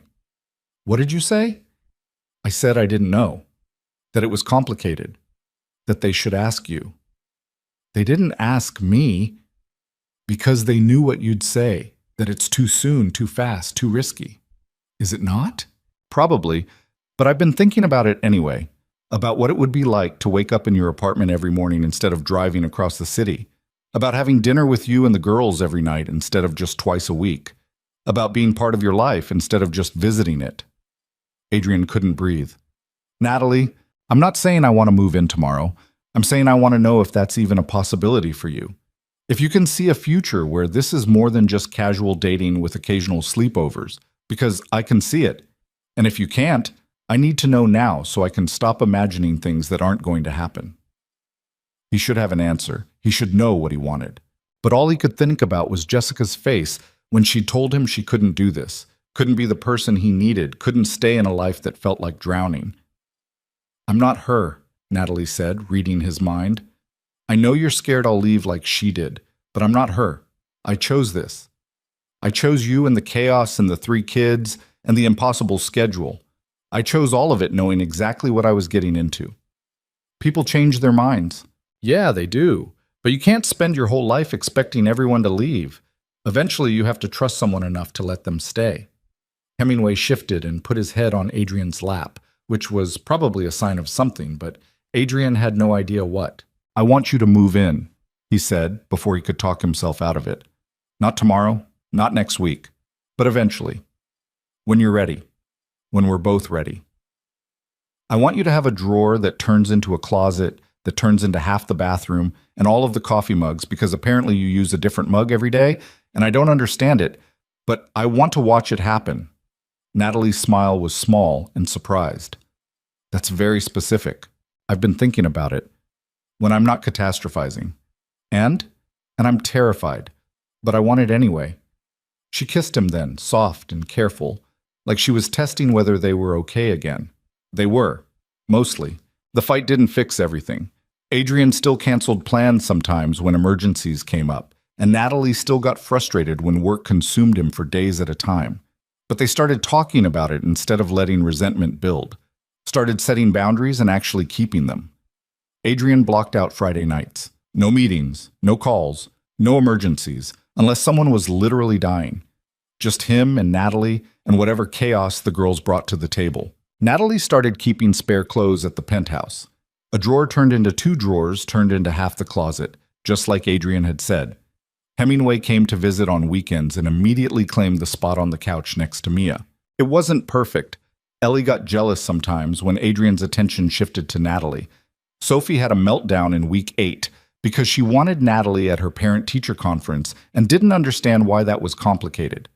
Mia started calling Natalie almost mom, which made Adrian panic and Natalie laugh and Margaret say, I told you so, approximately 40 times.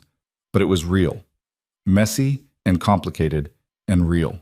3 months after their first fight, Adrian woke up at 2 a.m. to find Natalie's side of the bed empty. He found her in the kitchen making tea, wearing one of his t-shirts and looking at something on her phone. Can't sleep? He asked. My lease is up next month. Okay. I have to decide if I'm renewing or... She trailed off, looking at him. Adrian's heart started racing. Or if I'm moving in here. Actually moving in. Not just keeping clothes in your closet, but giving up my apartment and making this my address. What do you want to do? I want to know what you want me to do. He should think about it. He should make a pros and cons list. He should consider every angle and every risk and every possible way this could go wrong. Instead, he said, I want you here. Every morning, every night. I want the girls to stop asking when you're coming over because you're already home. I want Hemingway to have his own bed in the corner. I want to stop saying goodbye when you leave because you're not leaving. That's a lot of wants. I know. What if it doesn't work? What if it does? She kissed him in his kitchen at 2 a.m. with tea getting cold on the counter, And Adrian thought that maybe Sophie had been right all along. Maybe he had been making this more complicated than it needed to be. 6 weeks later, Natalie officially moved in. The girls helped carry boxes, which meant it took 3 times as long as it should have because they kept getting distracted by Natalie's belongings and asking questions about everything. Why do you have so many coffee mugs? Why do you own 6 different kinds of tape? What is this book, and why does it have a shirtless man on the cover? That's mine now, Margaret said, plucking the romance novel from Sophie's hands. You'll understand when you're older. By the end of the day, Natalie's stuff was scattered throughout the penthouse in a way that made it look less like a showroom and more like people actually lived there. Her art on the walls, her books on the shelves, her ridiculous collection of coffee mugs taking over an entire cabinet. Hemingway sprawled on the couch like he owned it. The girls dragged Natalie to their room to show her where they'd made space for her in their drawing gallery on the wall. Adrian stood in the middle of the living room surrounded by half-unpacked boxes and felt something he hadn't felt in 6 years. Complete. You good? Margaret asked, appearing with another box. Yeah, I think I am. About time. Did you just admit I did something right? Don't push it. That night, after the boxes were mostly unpacked and the girls were asleep and Hemingway was snoring loud enough to wake the dead, Adrian and Natalie sat on the couch with glasses of wine and looked at the life they'd built. This is weird, right? Natalie said. What is? This. Us. The fact that 4 months ago I was supposed to have a blind date with a billionaire CEO, and instead I got ambushed by 3 5-year-olds, and now I live here. When you put it like that, yeah, it's completely insane. Are you happy? Terrified, but happy. Same. She leaned against him, and Adrian wrapped his arm around her and thought about the photographs in his desk drawer. The ones he hadn't looked at in 2 months. The ones that used to define his entire understanding of what love meant and how badly it could hurt. I need to tell you something, he said. Okay. I was married before. I know I mentioned Jessica, but I never really explained what happened. You don't have to. I want to. She left 3 weeks after the girls were born. Said she couldn't do it. Couldn't be a mother, couldn't be a wife, couldn't be any of the things I needed her to be. And I spent the first few years convinced it was my fault, that I'd pushed too hard for the family thing, that I'd trapped her. Adrian, I know now it wasn't my fault, but knowing something and believing it are different things.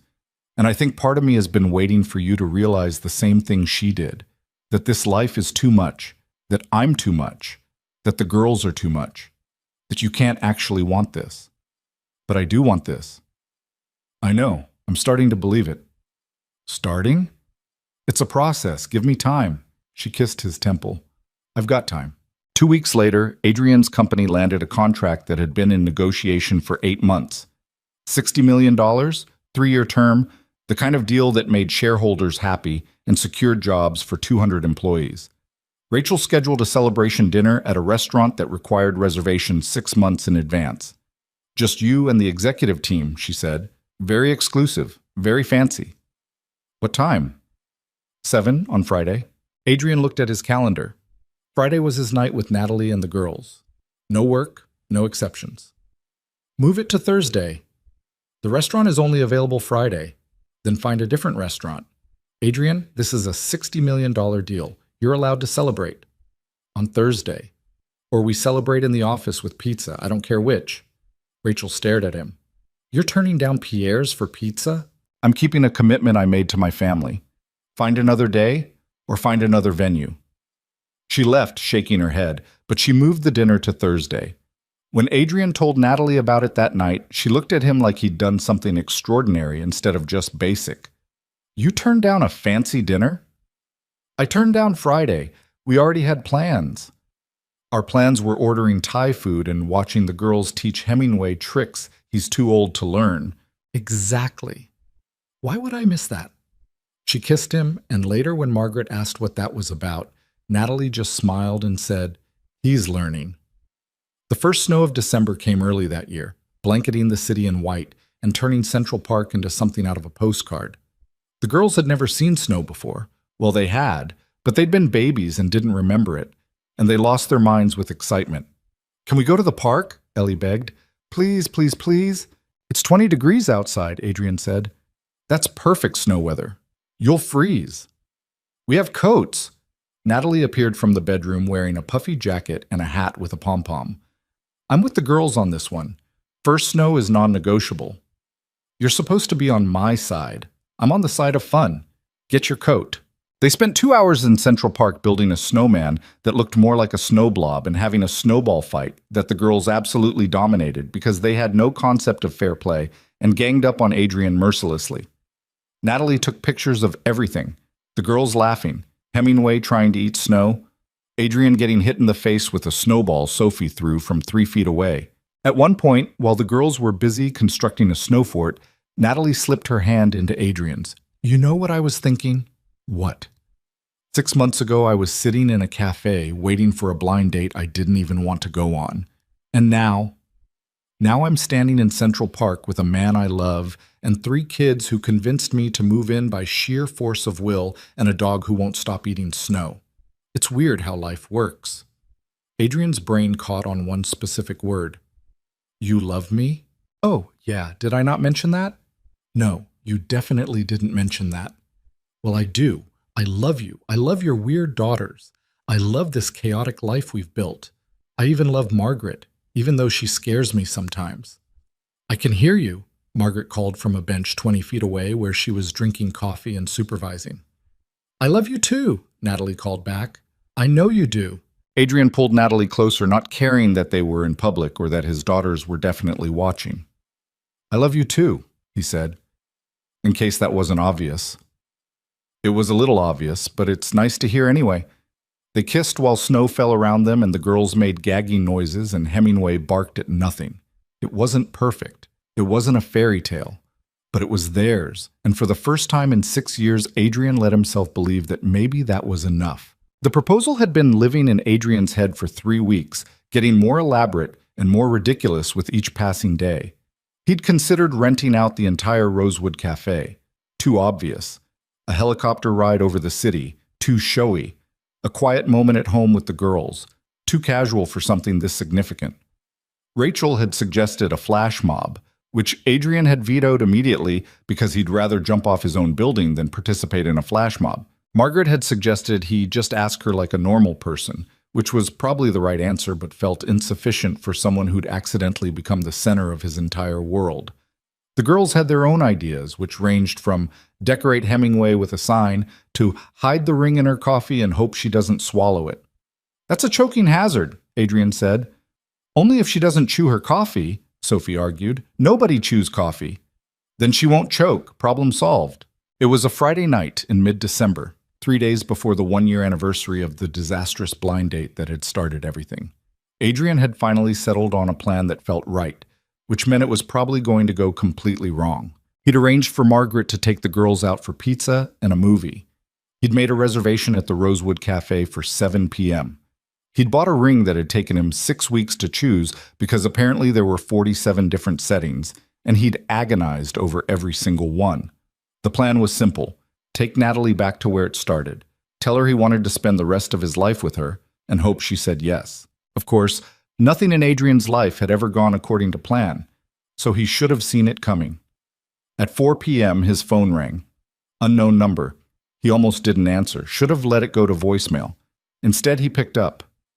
Adrian Vale. There was a pause, then a voice he hadn't heard in 6 years. Hi, it's Jessica. Adrian's entire world tilted sideways. What? It's Jessica. Well, I guess ex-wife, technically. We never really finished the paperwork properly, did we?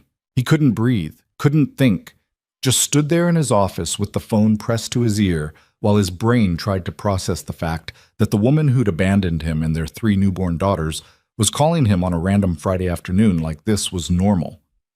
Why are you calling? I wanted to talk. I'm in New York. I thought maybe we could meet. No. Adrian, please. I know I don't deserve it, but I need to see you, to explain. There's nothing to explain. You left. That's the whole story. It's not, though. There's a lot you don't know. A lot I should have told you before I walked away. I don't care. The girls, don't. His voice came out sharp enough to cut. Don't you dare pretend you care about them now. I do care. I've always cared. I just couldn't. She stopped, started again. Can we please just meet 1 hour? That's all I'm asking. He should hang up, should block the number, should pretend this conversation never happened. When? He heard himself say. Tomorrow? There's a coffee shop on. I'll text you a location. 2 p.m. And Jessica? If this is about money, I'll have my lawyer handle it. Don't waste my time. It's not about money. He hung up before she could say anything else. For the next 10 minutes, Adrian sat at his desk trying to remember how to breathe normally. Then he called Rachel. I need you to cancel my reservation at the Rosewood. What? Why? I thought you were proposing tonight. Change of plans. Adrian, what happened? Jessica called. Silence. Then, Jessica as in, yeah. What did she want? To meet, to talk. I don't know. I said yes. Are you out of your mind? Probably. Does Natalie know? Not yet. You need to tell her, before you meet with Jessica. If she finds out you kept this from her, I know, I will. I just need to figure out what I'm going to say first. He hung up and stared at his phone, at the unknown number that had just blown up his carefully constructed life. He should tell Natalie immediately, should be honest about what happened. Instead, he went home and pretended everything was fine. Natalie knew something was wrong the second he walked through the door. She was in the kitchen with Mia, helping her with an art project that involved way too much glitter, and she looked up when he came in. Hey, you're home early. Meeting got canceled. You okay? You look weird. I'm fine, just tired. Mia launched herself at him, trailing glitter like a tiny, sparkly comet. Daddy, look what we made! She held up a construction paper card covered in so much glitter it was practically a biohazard. It's beautiful, he said automatically. You didn't even look at it. I looked. It's very sparkly. It's for Natalie, for our anniversary. Adrian's stomach dropped. Your anniversary? The anniversary of when we met her. It's in 3 days. We're making cards. Natalie smiled from across the kitchen. They're very thorough planners. I have no idea where they get that from. Sophie appeared from her room holding another glitter monstrosity. We're also making you a card, Daddy, but it's a surprise, so don't look. I won't look. Ellie was right behind her. And we're planning a party. A small one, just us and Natalie and maybe Margaret, if she promises not to tell us it's past our bedtime. Sounds perfect, Adrian said, but his voice felt hollow. That night, after the girls were in bed and Natalie was in the shower, Adrian sat on their bed with his phone in his hand and the ring box in his drawer and absolutely no idea what to do. He should tell her. Right now. The second she came out of the bathroom. But when she did emerge, wearing his old college t-shirt and with her hair wet, looking at him like he was the best part of her day, the words stuck in his throat. You sure you're okay? She asked, climbing into bed next to him. Yeah, just a long day. Want to talk about it? Not really. She studied his face for a moment, then kissed his shoulder. Okay, but I'm here if you change your mind. She fell asleep against him 20 minutes later, and Adrian lay awake in the dark trying to figure out how he'd managed to screw up a proposal that hadn't even happened yet. The next morning he told her he had a lunch meeting. On Saturday? She asked, pouring coffee.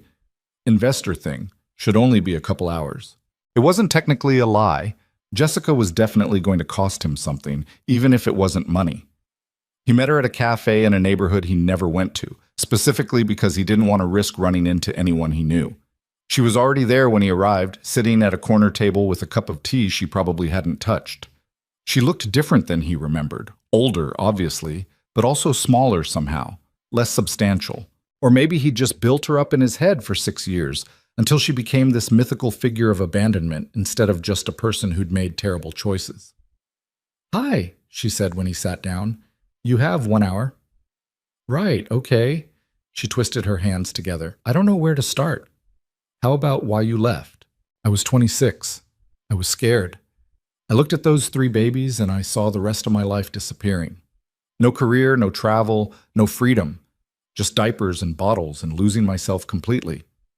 So you ran. So I ran, and I'm not saying it was right. It wasn't. It was selfish and cruel, and I destroyed our family because I was too immature to handle the reality of what we'd created. Adrian didn't say anything, just sat there letting her words settle.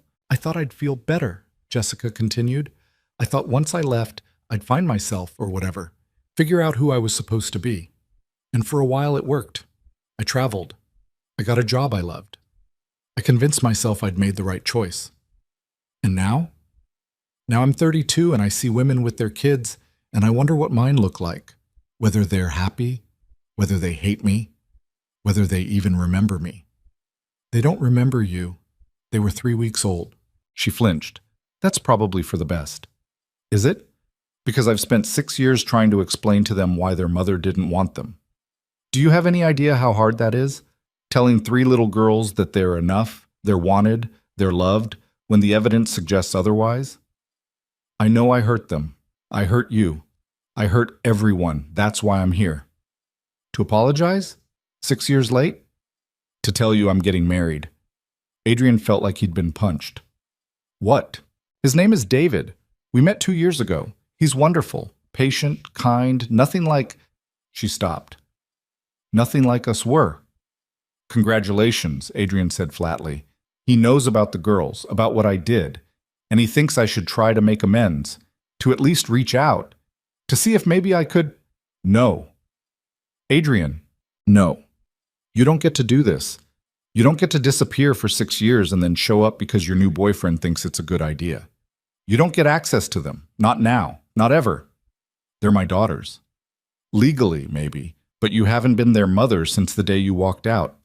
Someone else has been doing that job. Who? None of your business. Jessica's eyes filled with tears. I know I don't deserve a second chance. I know that.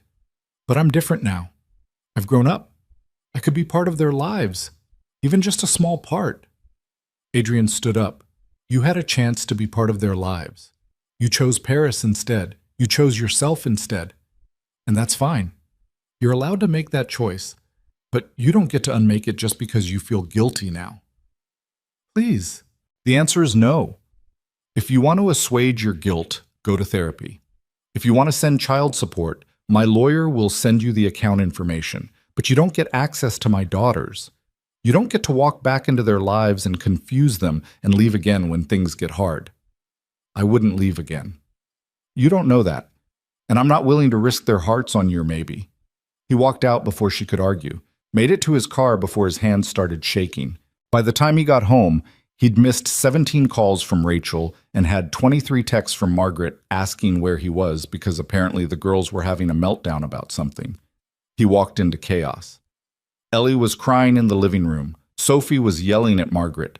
Mia was hiding under the kitchen table with Hemingway. What happened? Adrian demanded. They found the ring, Margaret said grimly. Adrian's stomach dropped. What? The ring box. In your drawer. They were looking for tape for their cards and found it instead. Sophie appeared, holding the small velvet box like it was evidence in a trial. Were you going to ask Natalie to marry you? Were you going to tell us? Ellie added, still crying. Why would you keep it a secret? Mia called from under the table. I wasn't keeping it a secret. I was waiting for the right time. The right time for what? Natalie asked from the doorway. Adrian turned to find her standing there in yoga pants and one of his sweaters, looking confused and a little hurt. Surprise? He tried weakly. You have a ring. I have a ring. For me? Obviously for you. Who else would it be for? I don't know. You've been weird for 2 days and now I find out you're planning to propose, but you haven't said anything and the girls are crying and I don't know what's happening. Adrian looked at Margaret, who gave him a look that clearly said, You're on your own. Can we talk? Privately? I think we're past privately, Natalie said, but she followed him to their bedroom anyway. He closed the door and turned to find her standing there with her arms crossed, looking like she was trying to decide whether to kiss him or kill him. I was going to propose last night, he said. I had a whole plan. The Rosewood Cafe, exactly 1 year after the girls ambushed you. Very romantic, very full circle. What happened? Jessica called. Natalie's expression went very still. Jessica as in, yeah. When? Yesterday afternoon, right before I was supposed to take you to dinner, and you didn't tell me. I didn't know how. How about, hey, Natalie, my ex-wife called out of nowhere. That seems like a good start. I know. I screwed up. I didn't want to ruin everything. So you lied instead? I didn't lie. I just didn't mention it. That's lying by omission, Adrian. That's still lying. He couldn't argue with that. What did she want? Natalie asked. To see me. To talk. She's getting married, and apparently her fiancé thinks she should reconnect with the children she abandoned. And I told her no. Absolutely not. She doesn't get access to them. Not after 6 years of nothing. Okay? Okay? You're their father. It's your call. You're not mad? I'm furious, but not about Jessica. About the fact that you kept it from me. About the fact that you were going to propose, but you let her phone call derail everything. About the fact that you still don't trust me enough to just tell me when something's wrong. She was right. She was completely right. Lee, I'm sorry, he said. Really sorry. I should have told you immediately. I should have trusted that you could handle it instead of trying to protect you from it. I don't need protection, Adrian. I need honesty. I need you to actually let me in instead of keeping parts of yourself locked away because you're afraid I'll leave if things get messy. I know. Do you? Because this is the same pattern we keep falling into. Something happens. You pull away. I have to fight my way back in. And I'm tired of fighting. The words hit like a punch to the chest. Are you saying you want to leave? I'm saying I want you to stop expecting me to. I want you to believe that I'm actually here, that I chose this, that I'm not going anywhere. How do I do that? You start by being honest with me about everything, the scary stuff, the messy stuff, the things you think might make me run. You let me decide whether I can handle it instead of deciding for me. Adrian pulled the ring box from his pocket. I bought this 6 weeks ago. I've been carrying it around like an idiot, waiting for the perfect moment. And then Jessica called and I panicked and convinced myself I couldn't ask you to marry me while my past was exploding, which is stupid because my past is always going to be there. The girls will always be mine. Jessica will always be their biological mother, even though she's never acted like it. My company will always demand too much of my time. None of that is going away. I know, Natalie said softly. And you still want this? I want you, all of you, the messy parts included. He opened the box. The ring caught the light, simple, elegant, nothing like the elaborate one he'd bought Jessica when he was 25 and thought expensive meant meaningful.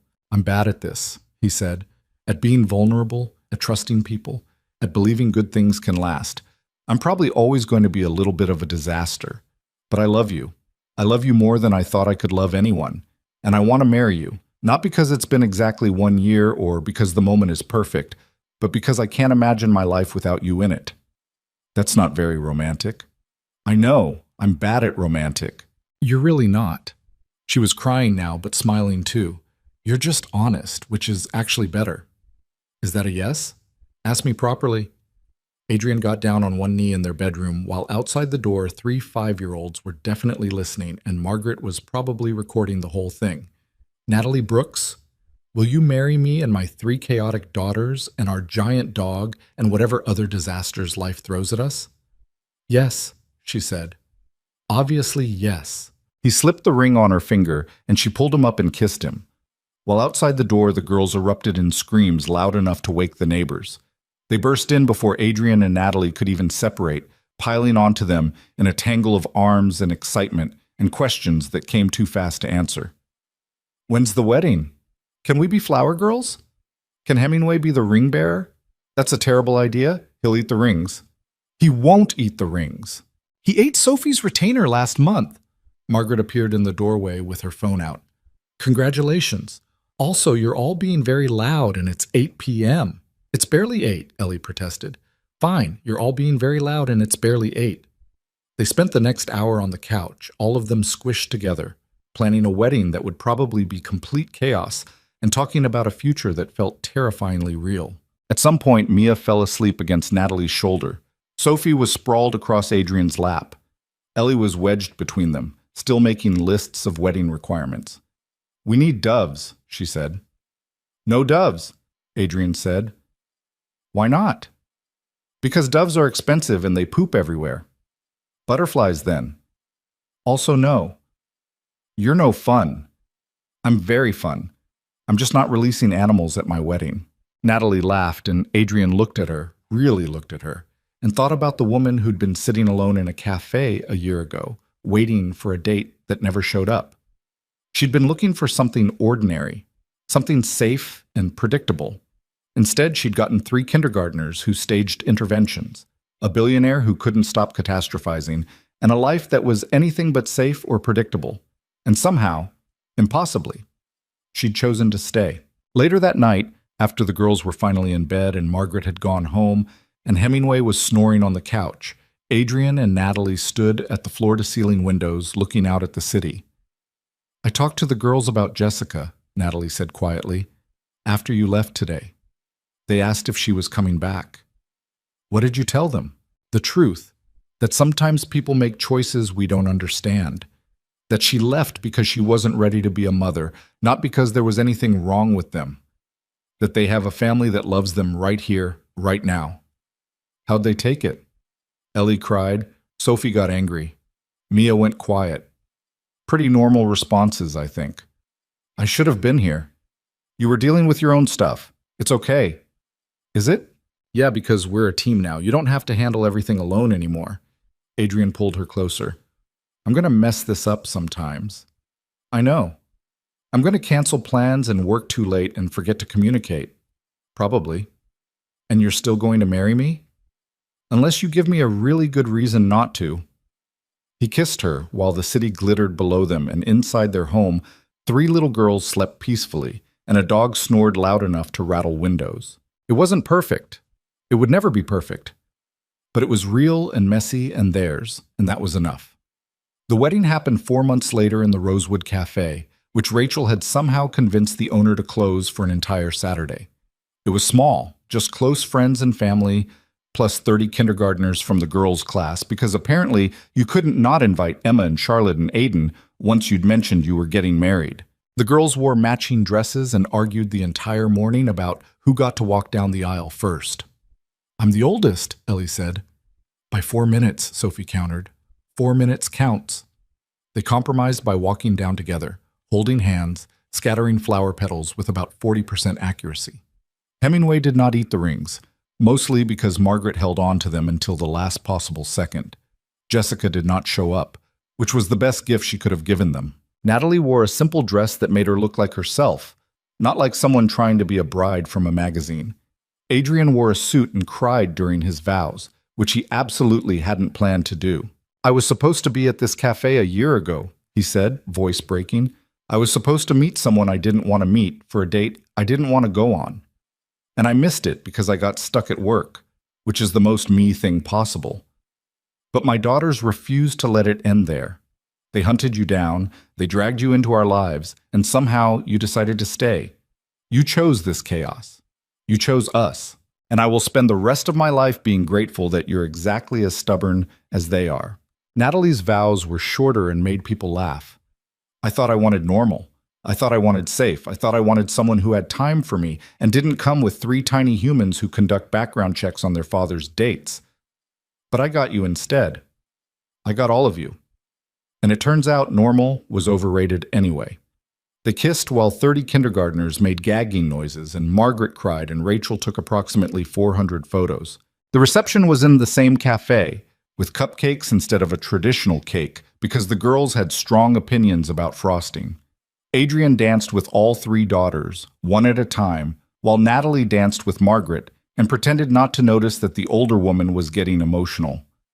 At some point in the evening, Ellie pulled Natalie aside. "Can we call you Mom now?" she asked. "We've been waiting to ask." Natalie's eyes filled with tears.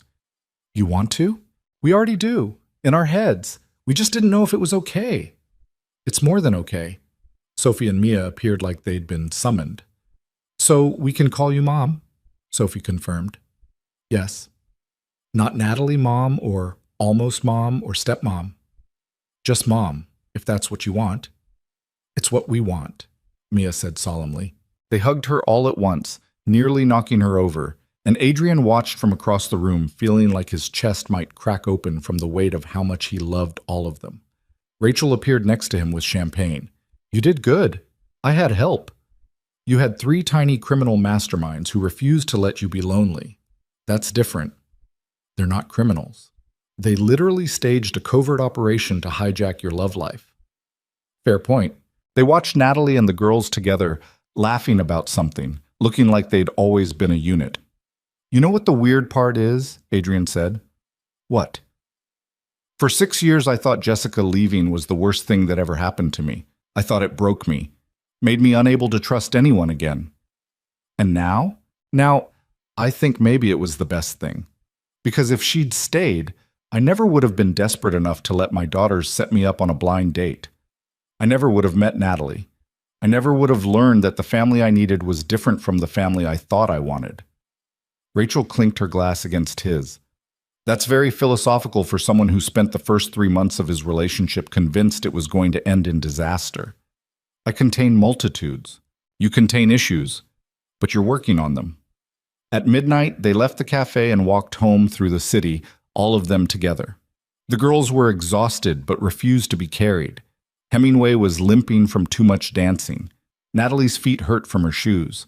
It was messy and imperfect and exactly what Adrian had spent 6 years thinking he couldn't have. Back at the penthouse, they got the girls into bed, even though they protested they weren't tired. Best day ever, Ellie mumbled, already half asleep. Better than Christmas? Adrian asked.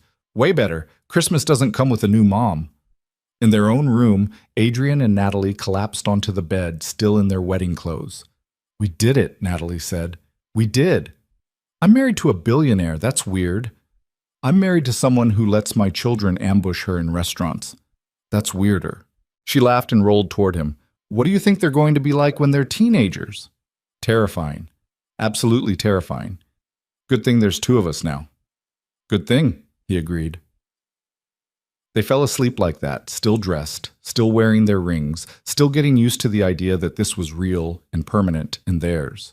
And if Adrian dreamed about the future, about school plays and graduation ceremonies, and 3 young women who would someday tell their own children about how their dad was too scared to go on a blind date, so they went for him. Well, that was between him and the universe that had somehow given him everything he'd been too afraid to ask for. Because sometimes the best love stories don't start with perfect moments or grand gestures. Sometimes they start with 3 5-year-olds who refuse to let their father be lonely. Sometimes they start with a woman brave enough to stay when things get complicated. Sometimes they start with fear and end with family. And sometimes, if you're very lucky, they start in a cafe where someone didn't show up, and end with a lifetime of showing up for each other. Adrian had spent 6 years believing he was broken, that Jessica leaving had damaged him beyond repair, that the best he could do was survive and make sure his daughters never felt the same abandonment he carried. But he'd been wrong about all of it. He wasn't broken. He was scared, which is different. And Natalie hadn't fixed him, because he didn't need fixing.